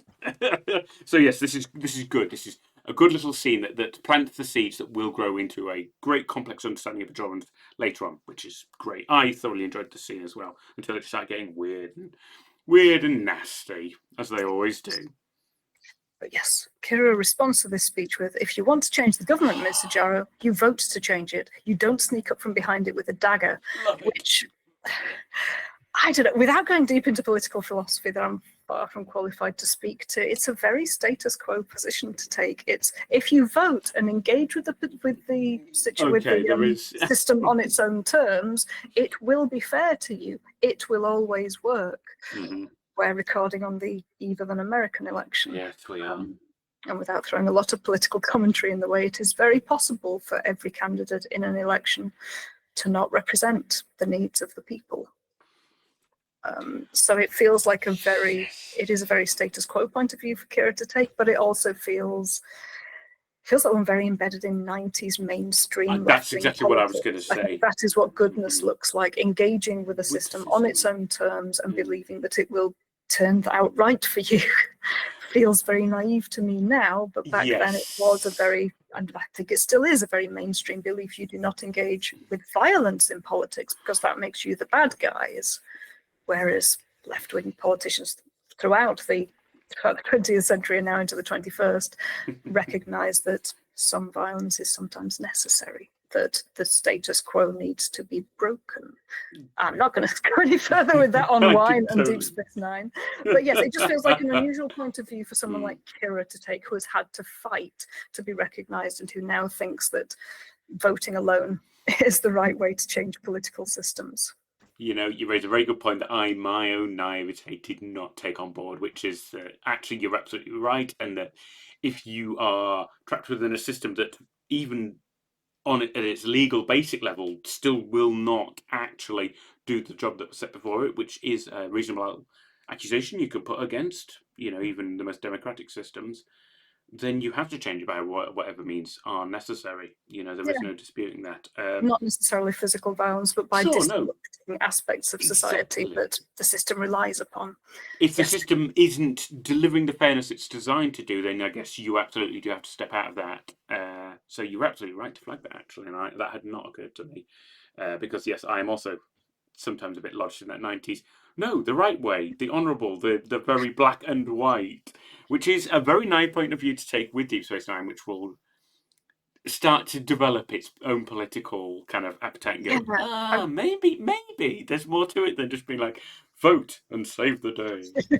I will be interested to see how far it pushes politics, because I think there's an underlying understanding that in a series like Star Trek, what the Federation, what the good guys espouse is being recommended, is being held up as good. I'm aware that in Deep Space Nine, it isn't always. The characters do things that feel necessary, which they themselves recognize cannot be logged. But yeah, I will be interested to see where its politics take it and what the kind of underlying implication is in terms of what the audience is supposed to think about those politics. I think the best that it can hope to do is get us thinking and asking and having these kind of conversations where we get interrogate it and go, well, does this work? Does this make sense? Could this be sustainable? Is this the right call? The right call, not the legal call or the democratic or the philosophical call. Is this the right call? So it will be, yes, as you say, fun to find out. But we are indeed getting waylaid in dangerous, murky waters. So, Kat, please do boot us along. Yes, Jarrah's next statement is, we'll discuss politics another time, which is very apt. He goes on to ask Kira what the Federation will do once the Circle's objective becomes clear. Kira is silent, so he presses her. He's heard that she has no love for the Federation and offers her the station when the Federation have gone. And he says that she knows the Federation better than any Bajoran. She silently refuses to cooperate with him. Jarrah says, no one despises the Cardassians more than I, Major, but we did learn a few things from them, like how to encourage people to talk. More than anything else in the episode, I think that line highlights the hypocrisy of Jarrah's position. He hates the Cardassians, but he's willing to emulate their very worst behaviours towards his fellow Bajorans in order to achieve his ends. Exactly. Yeah. It's a real, as they say on TV tropes, it is the moral event horizon. You know, Jarrah sails over it at warp 6, does not look back. He's like, I'm totally willing to torture a well-known, you know, there's no denying that Kira, as liaison to DS9, is a well-known and respected member of the Bajoran militia, and a countryman, and a person, and a woman in his power. I mean, there are so many reasons why he should not use what the Americans euphemistically call extraordinary rendition. Ooh. I mean, that's it. It is, in that heartbeat, he has gone completely beyond the pale. Yeah, and one thing I don't know is the term extraordinary rendition, I think, came about after 9/11. It was part of the new vocabulary of the Yes. Iraq War of the time. That's right. And I don't know how much the conversation around torture being used by the US military, I don't know how much it was in the minds of the public at the time when this was screened, whether it was in the minds of the public. I assume that it was post-Vietnam War, and I assume a lot of the atrocities committed then were in the public awareness. So, yeah, I suppose I can assume that the audience is anti-torture and that the use of torture by, I know that's a very that's a silly thing to say, really. We have to hope that the audience is damn well anti-torture, but that the use of torture by a political figure would be seen as shocking and might be redolent of things that we know have happened within our own societies and on behalf of our own governments and armies. I would think it wouldn't have elicit the same type of revulsion that it should in all right thinking people these days, when we are at such a point in our history that, you know, we are aware this has happened and we utterly condemn it in a way that perhaps, you know, we haven't before. So I think it was starting to emerge into public consciousness that this is something that happens and is probably bad, you know, and maybe we've done it. It's starting to get there, but yeah, I think Deep Space Nine is actually very ahead of the curve, because, as you say, it became a real hot topic after the Iraq War and after 9/11. And yeah, we have all of this to kind of tackle as the future bears down on us. Yes. But yes, at that point, absolutely, the episode isn't equivocating. It isn't saying both sides have good points or that Jarrah should look like a good leader to some people. It's just at this point, more than any other, he is just evil. And interestingly, he isn't evil because he doesn't trust the Federation. He's evil because he does evil things while knowing that they're evil, while asserting that they're justified. I've put in my notes, which might be interesting later in the show. I see you, Sisko, holding up a glass of whatever booze that is. But yes, I'll find out that much later. Anyway, Kira is then forcibly, jerkingly led out of the room against her will. The next scene, we're in Ops on Deep Space Nine. Sisko, O'Brien, Bashir, Dax, and Leah are around the table. The crew are discussing how they can trace Kira. There were no signs of a struggle. No one saw her captors leave. was she transported away? Sisko says that the local authorities have their hands full dealing with the Circle, so we can't expect much help from the Bajorans. Lee Nallis offers that if his name can help get the authorities to cooperate, they should use it, which is a good plan. Odo isn't back for another 12 hours because the ship warped on out of there. He's got to come back from that journey. But Quark enters saying, who needs Odo when you've got his #1 deputy? And I love that Dax's response is, Quark, this isn't the time. Which doesn't come out of nowhere. Quark has form for pushing his own petty agenda when there are much larger issues at stake. So, well, it isn't a polite or kind response from Dax. It's an understandable one, given Quark's usual approach to matters and the severity of the situation. It's such a tiny bit of character continuity, but it's great. It just reminds you know what Quark's like, and it's like, I do know what Quark's like. Yeah. Yeah, we know that he's probably coming in with relevant information, but they don't. They're not suddenly going, oh, Quark, tell us what you have to say. You wouldn't normally come up here. It's likely to be complaints. Exactly. But yes, Quark says, no, this is exactly the time. I think I know where you can find Kira. And he then explains that Odo blackmailed him into helping. And he starts tangenting about bringing that to Sisko's attention. Sisko just goes, Quark. And he comes back to saying that he found out where the Circle's headquarters are, in the labyrinths beneath the Perikian Peninsula. Ooh, good recall. And I like the geographical nature of the location. It sounds like a real place that we haven't heard of, rather than just a kind of, it's in a cave 5 miles from the capital city. They give it a peninsula with a name. That's good world building. Sisko then puts a team together for the rescue, calling to security in Odo's absence for 2 members of their team to join them, and taking Bashir, Dax, and O'Brien with him. I'm guessing that the in-world reason for Bashir is in case Kira needs medical attention, so he's actually a sensible pick, even though he's bloody useless in most. Actually, no, he isn't useless in most situations. He can fix a shuttle when you need him to. This is it. When you put he's him good in a crisis. He can be. At the time. He needs a nudge. I also like that he says to O'Brien, "I'll need your legendary transporter skills." Yes. Which is a nice nod to Transporter Chief O'Brien on the Enterprise. So that was nice. A nice reminder. Yes, and also a little bit of a throwback to the last episode where they agreed that they couldn't transport up more than 2 people at once because they couldn't lock onto them. Which will become a point later on. Yes. But yes, Lee Nallis insists on coming, saying, don't you understand I can do this? I don't know what it means to be a Navarch, but I can fight in the trenches and I take orders well. Besides, I owe her one. And Sisko nods in agreement. And I feel that fulfills my prediction last time, that Lee Nallis would find a role that actually suits him. Absolutely. This is a situation where he can offer something meaningful. It's better than him just sitting in ops, trying not to have conversations with anyone because he's rubbish at rhetoric.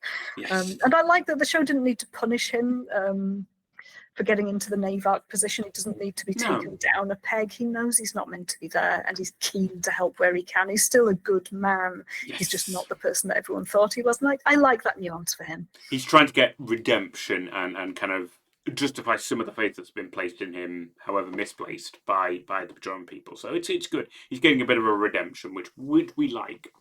Yeah, absolutely. Sisko puts Dax in charge, and the scene ends with Quark saying, we can discuss appropriate compensation for this at a more convenient time, and he's shouting it towards the camera. Going down. From him. Use that set. It's a good set, and they do, and they use it, and it's great. And it's nice to end it on a moment of humour when it is. The situation is genuinely very tense. Kidnapped. Oh God, I got really bogged down in this next exterior shot of Deep Space Nine. We've got a picture of it. It's a shuttle leaving. It's probable that I've missed this before when shuttles have left Deep Space Nine, but the shot seems to imply that the shuttle takes off from the habitat ring rather than the docking ring. Yeah. I've got another picture which I found on a website of yes, let me bring that starships. It's on shipschematics.net. According to the Eagle Moss Star Trek, the official starships collection, there are indeed shuttle landing pads on the inner ring of the station, which is the habitat ring. I suspect that this is much quicker for getting people from ops. Rather than having to walk all the way out to the outer ring to get a shuttle, they can just go into the habitat ring and get one from there. It's also just quicker and easier to depict with models and CG than a shuttle flying out of an opening docking bay. It can just take off from a flat surface, a large enough flat surface on the model of the Deep Space Nine station. So I think it's a good decision. It makes sense. It makes practical sense. It just surprised me, having learned that that's the habitat ring, to see the shuttle taking off from there, which isn't presumably its natural home. But Yeah, apparently it is. That's Yeah. where the shuttles live. That's a good point. I'd never thought about it, but yes, there must be people in quarters directly adjoining that, which must absolutely hate living there. It's, oh my god, the hangar noise, the noise of that platform going up. Yeah, that's a good point, actually, 'cause it'll rise out. Yeah, because it doesn't show that. It only shows it taking off from a launch pad. But you're right, it has to be internal for them to enter the shuttle before before it enters the vacuum of Rises space. up, yeah. Rough guest quarters there. Or maybe that's where they put the underlings, maybe all the little background Bajorans who don't have names. And the lower decks security people. Stuff. Yeah, lower deckers around the freaking shuttle bay. But yes, this is what happens when we don't do an episode once a fortnight. I have more time to think about these things, and I go into unfortunate levels of interest in them. Not necessarily accuracy, though. If I find alternative facts around this, I will present them in a few weeks' time. Listen, if there's anybody who's detail orientated, it's going to be Star Trek fans, you know. There's a whole website just about where people dock at the station, you know. It shows that there is an audience out there for this level of schematics. Trivia. I think it might be Star Wars and other properties as well. So it's a good website. I recommend it. But yes, the next scene is in the underground bunker on Bajor, on the Perikian Peninsula. That's getting very tongue-twistery. Underground bunker on Bajor, Perikian Peninsula. The Bajorans are wearing red. They're obviously Circle members, and they're picking up large gun-like weapons, cementing our understanding that weapons have been smuggled to them and are told to take their positions. Just after one of them leaves the space, the Deep Space Nine bridge crew are beamed into place in a corridor. I noted here that 5 people are transported down at once: Cisco, Bashir, Lee Nowers, and 2 Bajoran security peeps. Right. When in the previous episode, a transporter couldn't beam up more than 2 at a time. So I'm assuming that the logic of this is that when a person is wearing a comm badge, or that side for the Bajorans, they're easier to beam up because the transporter effortlessly locks on. Whereas when someone is without a comm badge, the transporter has to scan and lock onto their life sign. So maybe the latter takes more power, so they can only do it with 2 uncom badged people, like the people on the prison planet at once. So yeah, I'll see how that logic holds up in future episodes, whether it's kind of infinite. I think you're right. With comm badge. Because later on in this very scene, Cisco hands a comm badge over to say, put this on Kira so we can beam her up. So I think you are right. I also think that perhaps the scriptwriters didn't massively overthink it and was just thinking, it's Star Trek, everybody can beam down in groups of 6, right? And they're in a cave. We don't want them to have to, walk through a series of caves. So you just beam straight in, beam straight out, far more dramatic. It's easier, right? And happily, there aren't any rocks that have a resonance such that the transporter is prevented from working, which happens in 90% of caves in Star Trek. Yeah, I'm not going to say that isn't going to happen again, because it's going to happen again. Well, presumably not on the Perikian Peninsula. It's fine if it happens elsewhere on Bajor. Anyway. It makes in-world sense. I also noticed in this scene that the 2 Bajoran security team members have nose ridges but not earrings. So they've got the Bajoran out-of-world makeup to make them Bajoran, but they don't have earrings. And when I've looked at other images of Bajoran security on DS9, it seems that this fits the standard uniform for them, which, given that large crowds of civilian Bajorans have been fitted with earrings, I assume it's a security protocol decision that they're not having a loose piece of jewellery that can be grabbed and pulled. Bingo. That would be my in-universe justification for it as well, yeah, absolutely. Yeah, it just felt a bit odd that it was the first time. Probably just because earrings was such a focus in the last episode, this was the first time that I noticed that none of the security staff wear them. I would agree. So, Cisco comments that there are... Sorry. I was going to say, yes, so they're in the cavern. They're in the cavern. Cisco says there are only 5 of them, but they've got more firearms than a Galaxy-class starship. They hear Kira yelling, but they can't see her yet. Cisco instructs, straight power play, nothing fancy. Expect heavy resistance. He hands comm badges to each member of the team, saying, anyone who finds Kira, pin this on her and call for transport immediately. So, crouching, they move from the corridor into the open space. Shots are then exchanged as the DS9 crew and the Circle members hide behind crates and scenery and start ducking up and down and firing at each other. The 2 security guys are there, so someone on the Deep Space Nine team can get shot without any serious repercussions. Yeah, I've commented that the beige Bajoran security uniform might be the new red shirt for Deep Space Nine. Yeah, the moment I saw these 2 never seen before extras beam down, I thought, this isn't going to be good for them. and it Yeah, isn't. they both get shot. They Both of them get get shot in this scene. But yes, Bashir spots Kira sitting with her hands tied on the upper level, and he climbs up to her as shots continue to sound below. He unties her hands, and the camera view changes to show her face with blood running down it. And it feels very unusual to see this kind of injury on screen in Star Trek. It's a very bloodless show. Exactly. Phasers can take out enemies without any visible injury to them. They just fall over. So it really is quite shocking to see a beloved cast member with visible facial injuries. Yeah, and it looks severe, and it was enough for us to discuss when we were talking about the trigger warnings that we were both struck by it enough to think this should be flagged up. This is quite an unpleasant scene when you get down. Yeah, definitely. It is very shocking to see. I think in a lot of television it wouldn't be. It's just part of the course. But in Star Trek, it's kind of unheard of that we see someone in that state.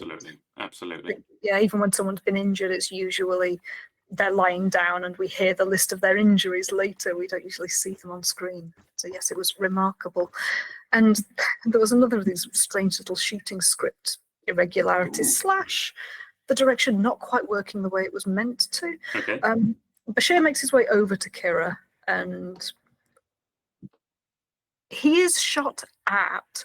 I can't tell by watching it whether he's actually shot or not. He falls down. Yeah. So I thought the shot went over his shoulder. Ah, But in the script, I think it says that he is shot. Oh. But he then, if he is, he's only stunned because he does get up, and it would be very weird if the Circle are using these very big machine gun-looking weapons to stun people. I think we have to assume that he was not shot, but was at risk of being shot. But in the shooting script, what happens is that Bashir moves around Kira, and he's so startled by her facial injuries that he's then the shooting script actually says Bashir is startled by the grossness of it. It says that. That's literal. Says that in the shooting script. Is startled by the grossness of it. Wow. Okay. Knows? I mean, they're so flowery with their language elsewhere. It was gross. The best way they could come up to describe him seeing his friend badly injured. That's bizarre. Seriously, dudes. You might have written in a light, but what are you doing with these directions, mate? I should probably go back and read the Inner Light script, see if it's got terrible stage directions on that. I would be intrigued. But yeah, I didn't read that in what happened on screen. I just saw him move around, get shot at, fall over. But there is a moment when he looks at her and there is a bit of shock on his face. But because the way it's angled, we see Bashir's expression.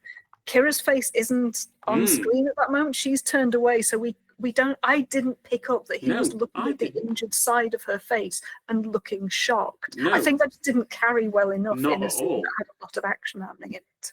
But that was what was intended, apparently. Okay. But yes.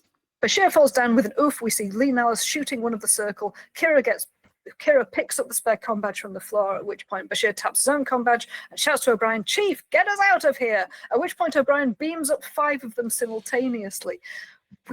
One of the guards got shot and isn't there's only 5 of them. He's not there in the scene. The other is injured and is supported by Lee Nellis as he walks, but the other one we have to assume died and wasn't brought back, which is a bit grim.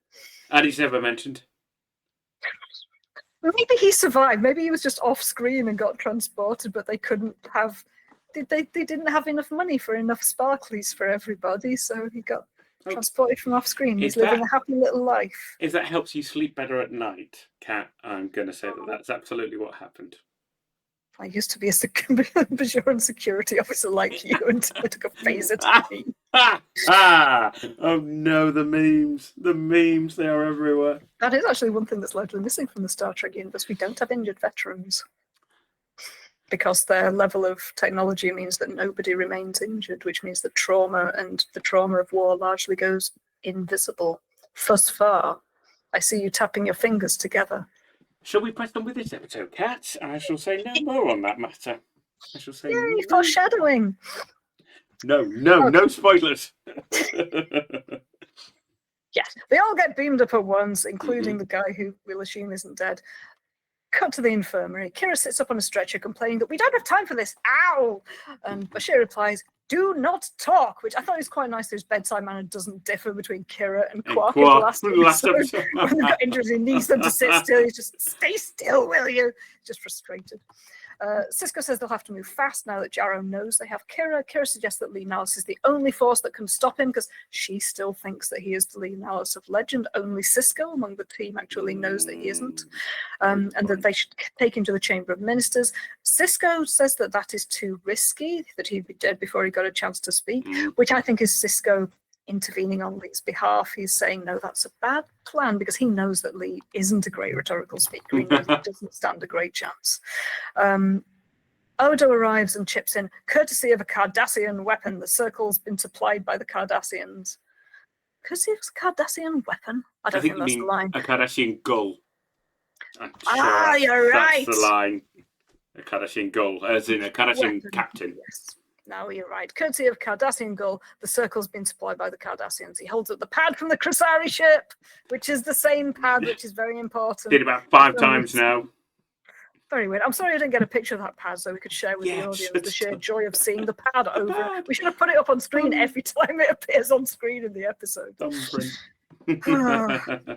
But yes, it's got a gull's thumb scan on it. Kira says the circle hates the Cardassians. Odo says they don't know it is the Cardassians. They think they've been buying from Krasari traders. Lee Nallis speaks for any audience members who can't follow this. I don't understand. Why would the Cardassians want to help Jarrow if he hates them? And Bashir says it gets them what they want the most. And Cisco confirms that rid of us. They're just using Jarrow. Once the Federation is forced to leave, and Lee picks up the Cardassians come back, we've got to do something. I've got to do something. Cisco then calls to Dax and tells her to inform Bajor that Navarch Lee Nallis wants to address the Chamber of Ministers on subspace. When Lee himself has said that he wants to speak, Cisco is agreeing with him and supporting him in trying to do that, because if he can make it work, it's not the worst idea. They need any means possible to try and get through to them. But the act of heroism is denied. Dax says that all subspace frequencies to Bajor are jammed. They lost all communication with the planet 5 minutes ago. Kira comments, then it has started. Cisco says, get me Admiral Chakotay at Starfleet Command. Chakotay is spelled differently from Voyager's Chakotay. And viewing in the 90s, the name wouldn't have meant anything to us yet, because Chakotay hasn't turned up yet, but it's spelled differently. And this is, as far as I can tell, some white dude. Oh, massively. He's an admiral at Starfleet, but just looking, he's also not a psychopath. I mean, well, as the scene progresses, Tim. Okay, fine. For the moment, we cut to Bajor in the temple shrine where the orb is. Jarrow is standing in front of it, though the case is closed. Jarrow says to Wynn, I feel the prophet smiling on me today, Vedek. And this is the first time, apart from in Kira's vision, where these two have shared a scene. So as you said, Tim, the vision was prophetic. They're now speaking directly to each other, and we now know that they're in cahoots, and it's chilling. It's great. We hate both of them, and they're working together. It's so evil, and it's so good. I love it so much. It's just Me too. It's really so glad exciting. you liked it too. Yes, Wynn says, the prophets have rarely encountered a pa as forceful as yours, Minister Jarrow. And she's walking around the set and lighting candles, which is presumably one of her things she has to do as a Vedek. Jarrow says, so what's it to be, Wynn? She goes, be? He says, don't tease me. I can't interpret the prophecies for you, Essa. Calling him by his first name, or his given name rather than his surname.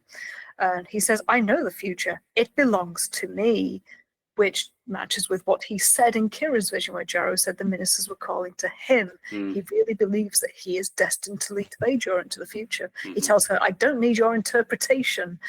Whereas Kira hasn't spoken to anyone of her vision yet, but she didn't claim to understand it. I'm kind of trying to draw out the difference between how the two characters have interpreted their visions. He saw it and immediately thought, yes, I am destined to lead Bajor. They're talking to me. This is my moment. Kira was far more uncertain. She doesn't know what it means, and she's been unwilling to talk about it. Maybe that's another reason there's nudity in there, just so she doesn't immediately go to Bareil and say, oh, I was talking, there were all of these ministers there clamoring for my attention, and Wynn was there, and Essa and Jarrow was there. Those two can't start to pull apart between them what that means, and they can't know that Wynn and Jarrow are working together yet. No, absolutely. So maybe that's another, it's a good functional reason for the nudity to be there as a confounding factor. She hasn't talked about it with Bareil, the person who she might want to get advice from, because he was there, and he was there in a way that embarrasses her. Yeah. So yeah, even though I don't like it, and I still think the relationship between them is being forced, it does function well as a barrier to her having spoken about it with him, albeit a very stupid when there's so much at stake. It's like, oh, I couldn't tell you about the future of Bajor being at stake here because, oh, you were naked in my You were naked. Oh no, I had a weird sex dream about us. So therefore, my entire planet's going to fall into weird military dictatorship. I can't step up and talk to the Chamber of Ministers because you were nude. Oh my lord! I'd never thought of it like that, and that just makes me laugh in horror. Oh, I'm sorry. Thank you. Brilliant interpretation. Brilliant. But yes, yeah, and at this point, I really I dug myself into a hole trying to dig out exactly what I think makes Jarrow a complete villain in this episode, rather than either a misguided hero or a morally ambiguous villain. And I think it is just the fact of his being willing to torture Kira. Yeah, we could have accepted that he started the circle just with the intention of trying to make Bajor more powerful. He doesn't trust the Cardassians with good reason. He arguably has good reason not to trust the Federation on the same basis. But yeah, it is the point at which he's, from the audience's point of view, he's willing to torture one of our little favourites. We don't like Kira being hurt, and he's willing to hurt Kira. But yeah, just on a moral level, he's willing to torture someone, which he acknowledges is what the Cardassians would do. So yeah, I tied myself in knots thinking about whether he's anti-Federation and whether that's what makes it, because there are various ways in Star Trek for characters to be evil, and being opposed to the aims of the Federation is unfortunately often one of them. If you're fighting against a Federation starship, you're almost certainly one of their enemies. But this is, I think, more, I don't know about more nuanced, but it's more internal to Bajor than that, I think. Yeah, no, I think that's a good interpretation. You could also extend it even a little bit further and go, Jarrow's clearly not a stupid man, and he is head of the circle. So does he not wonder where on earth they're getting such brilliant weapons from? Yeah, why does he think that DNA traders are managing right? Yeah. You know, everybody who you say it's the Krasari goes, what? The plant guys are suddenly running really powerful guns. Are you having a laugh? And the implication there is either he doesn't care and he's utterly amoral, or he suspects and still thinks it's justified to take guns from his mortal enemies because he still thinks he has a higher purpose. Like, fine, I kick the Federation out and I'll be able to keep the Cardassians out as well. But there is just something of, if the Cardassians are supplying his weaponry, they know that, they presumably know that they've got better weaponry. They're not going to overpower the Bajorans. So either Jarrow is stupid or utterly single-minded to the point that he doesn't care about anything else, both of which make him, deadly and a villain, an unequivocal villain. It's all there. Yeah. He be evil. He do. But yes, I'll be interested moving forward in looking at what it is that makes the villains in Deep Space Nine wicked, what makes them evil and villainous. Just on that as well, this scene as well gives us more insight into Wynn. You know, she, says, well, what do I get out of this, Yes, she's given him her support in private, but he wants her public support, and she needs more from him than she's getting. This is it. Well, what do I get? And you suddenly realize, God, she really is a really canny political operator. And then you realize, yes, Jarrow says, well, if I get to be leader of a new unified Bajor, I'll join your order. And won't that raise your prospects very high at a time when they are looking to select a Vedek to be the next Win? And you suddenly think, oh my God, he's head of the government and she's head of the church. And it's just a nightmare scenario. It's actually lots of fun, I think, watching these two characters negotiate with one another about that. Exactly, it's horrible. She's doing the same kind of implication work that she did earlier. She says, I wish there were more with that opinion. Unfortunately, as my assembly approaches the selection of a new Kai, I fear my voice is rarely heard. It's all implication. She could never be accused of saying, make me Kai. I know you can do it. Exactly. Implying through what she says. And they use that horrible phrase as well. There, we both believe in a return to traditional values, which sends any right-thinking person running for the hills. Nobody ever says traditional values has anything good in mind. I'm sorry. He says a return to orthodox values. Orthodox. Thank you. Yeah, which in my culture where I sit, often means, it means traditionalism, it means conservatism, Mhm. it usually means the marginalization of minorities. Oh, I don't absolutely. think of progression and freedom for everyone when I think of orthodoxy, and I think that is what they're invoking here when they say that they are both orthodox. They share a political leaning, which is unfortunate because we know that the politics of both of them are horrendous. Precisely. So it's such a wonderful scene of absolute horror. I really enjoyed it. And then, assuming you haven't got anything more to say, the way it ends, pulling out with them silhouetted against that window, and the room gets bigger around them, and it's just what a brilliant shot! What an absolutely brilliant shot with them looking into the future, and their future is horrible. It's horrible. Yes, and yeah, at the beginning, I think he said that he could feel the prophet smiling on him, and once he's agreed that, let's see, I can think of no one more worthy of being the next Kai than you, when I shall do everything in my power to see that you are. And she responds, the prophets are smiling on you today, minister, which is just a nice book ending. Mm-hmm. She negotiated him round to giving her power. It's a great villain scene, and between two very adept villain actors, they're so much fun to watch, both of them. Absolutely. And the only other thing I would add is I love that there's nobody else in this. It's just those two, and they get such a lovely, long, rich scene with nobody else from the main cast. It feels deep. It feels complex in a way that I don't think TNG always managed to achieve. You know, it was very kind of like set up, and this is a bad guy. Look at him, cackling in his tower. And actually, yes, I'm thinking in TNG terms, it's very rare to have a scene with two non-Federation people discussing something which is not known. I think that is an instance at the end of this episode where we now know something that the main cast do not. We said at the start that isn't the case for most of the episode, but yes, here it is, and we don't know at what point they're going to find out. I don't know whether it'll be when Wynn gets made Kai.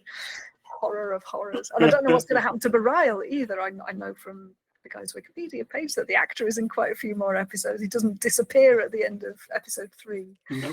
But yeah, I don't know how it's all going to play out yet, and I'm really excited to find out. Yeah, that's what we like. But yes, we are just past the 2-hour mark, so it'll be. We're rapidly coming towards the end now, so we're not going to go on until 5:30 today. No, good, cool. The next scene, exterior Deep Space Nine, cut to ops. Cisco, Kira, and Lee heading to Cisco's office. Dax has Admiral Chakotay on subspace, puts him through to Cisco's office. O'Brien advises that 2 assault vessels are heading to DS9 from Bajor and giving all non-Bajorans 7 hours to evacuate. It's just ramping up really quickly. Cisco talks to the Admiral, asks whether he's up to date on his communiques. He says yes. How does it look? Cisco says not good. Jarrah has the military, communications have been cut off, and assault vessels are on their way here. I was a little confused that Jarrah has the military, because I don't remember Krim coming out in favour of him so much as. Yeah. I don't think there was even a veiled that the Circle are. There wasn't. He says Bajoran against Bajorans, but there wasn't an implication of we have to let them do what they want. So I don't know whether there's been something cut from it. I didn't go back through. That's a really good point. The episode, but I didn't feel strongly that it had been demonstrated that the military are on side with the Circle so much as they're just equivocal. They haven't taken a side. My interpretation was that as Jarrow is also a minister, that he has somehow exercised some authority, and that is why General Krem is somehow taking orders from Jarrow, and Jarrow's saying, look, just pull back, let the Circle advance. There's going to be a power, and then I will smooth it over afterwards. But you're right, that needed, because that's just my interpretation. I could be dead wrong, and the script writers intended something else, but there isn't anything that explains how Jarrow has control of the minute. And I think in an episode with a lot of moving pieces, they very adequately explained most of it and over-explained some of it. That's bad. This is the only instance, I think, where I feel that I've lost or missed something. No, you're absolutely right. But yes, Chakotay asks, are you preparing to withdraw? And Cisco updates the Admiral on the Circle receiving weapons from the Cardassians. He says, if we withdraw, we'll be giving Bajor and the wormhole back to them. And frustratingly, although Chakotay sees the problem of Cardassia's involvement, he maintains that because the Circle don't know where the weapons are coming from, this is a revolution internal to Bajor. He says the Cardassians might involve themselves in other people's civil wars, but we don't. The Prime Directive applies, Ben. And I just screamed at the screen at this point. It's using the fucking Prime Directive against Cisco. He calls Cisco Ben while he's telling him that he can't get involved because of the Prime Direct. It's just so. It's the best of the worst of the Federation. It's the higher ups stopping him from doing the right thing because it's not the rule of law. It's so delightfully frustrating. I just love how angry it made me. I am really glad to hear it because I think this marks a turning point in Star Trek, which is for the first time ever we have Starfleet Command saying you've got to follow the Prime Directive, and actually a captain being justified in going, that's not going to work.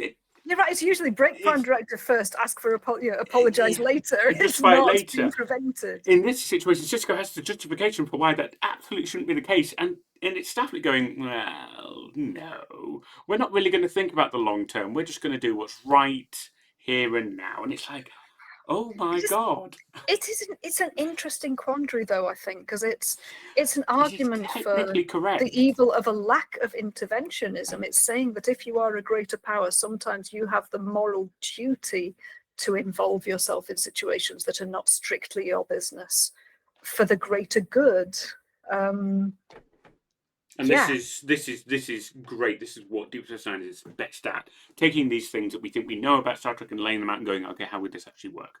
What if we flip it on its head? What if it's different? Don't we have an obligation to give the Bajorans all the facts so they have the information? And the difficulty here is that they cannot give the Bajorans the facts. The only way to get involved is direct intervention to talk to the Bajorans when they get to the station. Which violates the law of the Prime Directive. Yes. Absolutely, but it's also a rare example of the Prime Directive being invoked long after contact has been made. This isn't they're swooping in and saving a planet that doesn't know the Federation exists, which is the usual reason for the Prime Directive.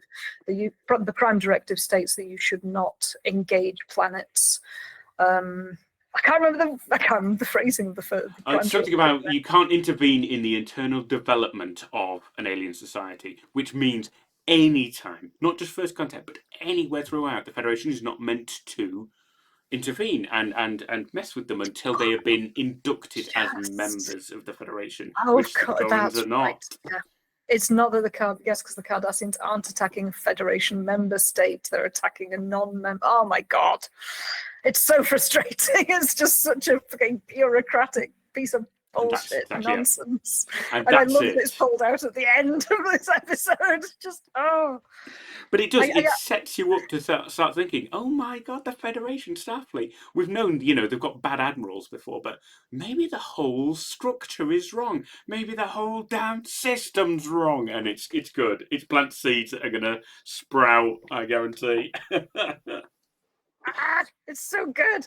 And then the episode ends somewhat ambiguously, I think. Cisco leaves his office and asks O'Brien how long it would take to evacuate. O'Brien estimates 3 hours. Cisco elaborates a complete evacuation. He says, I intend to take all Starfleet instruments, materiel, in fact, all Federation property of any kind. O'Brien responds that would take days, a week for all he knows, but those assault vessels are going to be here in 7 hours.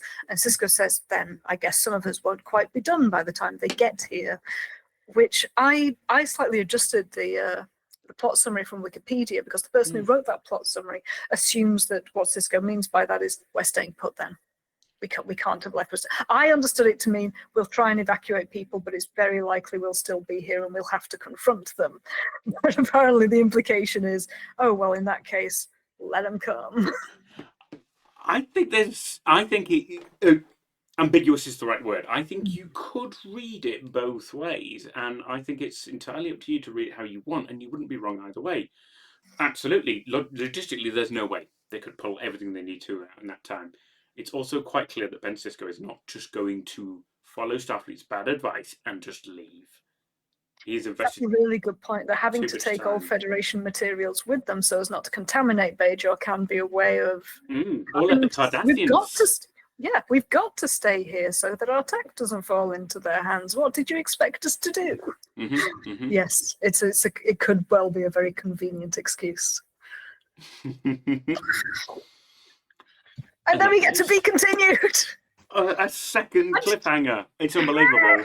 it's just such an amazing episode with an amazing ending. We've got the Sydney Opera House and the fucking evil minister working together. We've got they're about to be forced to leave the station, possibly, though they're going to try and stay. It's amazing, isn't it? It is amazing. I remember at the time just being caught up in this in the way that as you said earlier, I used to say for series finales, whereas this is only the third episode of a season of like 20 episodes. What It's earth is going ridiculous. on? I shouldn't be this excited about what's happening next at the start of a series. I cannot contain it. And then we had to put back recording for a week, and it's going to happen again. And I can't watch the next episode until we finish this. Now I can go and find out what happens in the third episode, and then I've got the next Garak episode, which I can't watch until we've covered that one.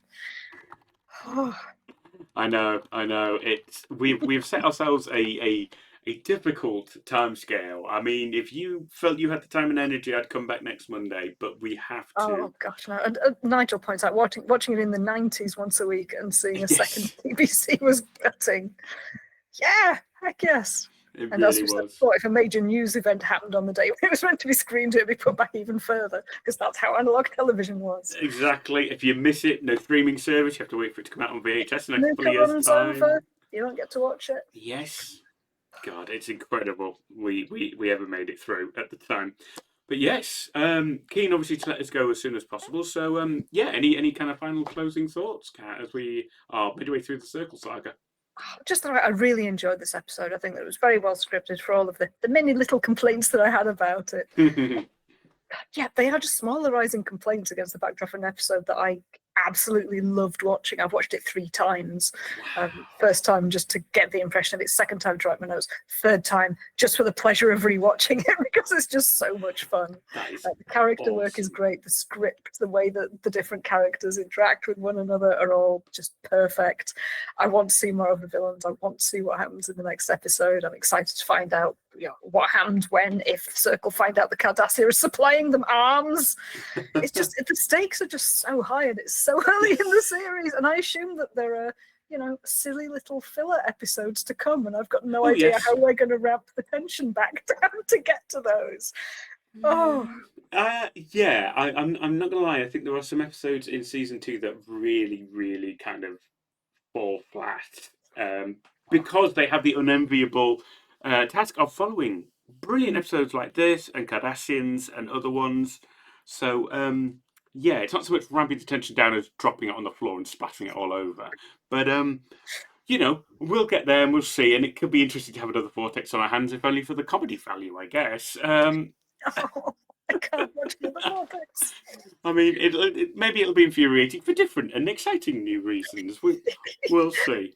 But either way, we've had a glimpse here of how bloody good it can be. So even through the dull weeks, we can hope to return to these heady heights again. I'm 100%. very excited to keep watching. So glad to hear it. That's great. We've made great time this episode. I'm keen to give everyone back their evenings and let us regain some energy, because this is quite a strenuous experience for us to talk non-stop for like 2 hours. So I'm just going to say thank you very much, Kat, as always, for being a brilliant contributor and co-host and ultimate owner of this experience. Thanks as always to chat for everyone popping in, David and Nigel and Lieutenant Kat and everyone. Thank you, everyone. Sorry we've not been looking into you as often this time. I think because we had so much to cover in this episode, we've sadly neglected you a little. But thank you so much for being here and chatting with us. And we will be back as soon as possible in the next couple of weeks to close off the third part of the Circle Saga, which is called The Siege. So do get yourself watched up and come back with lots of impressions for us next time. And I will get this out on YouTube as quickly as I can. And without further ado, thank you very much, everyone. Live long and prosper. Good night. Yeah.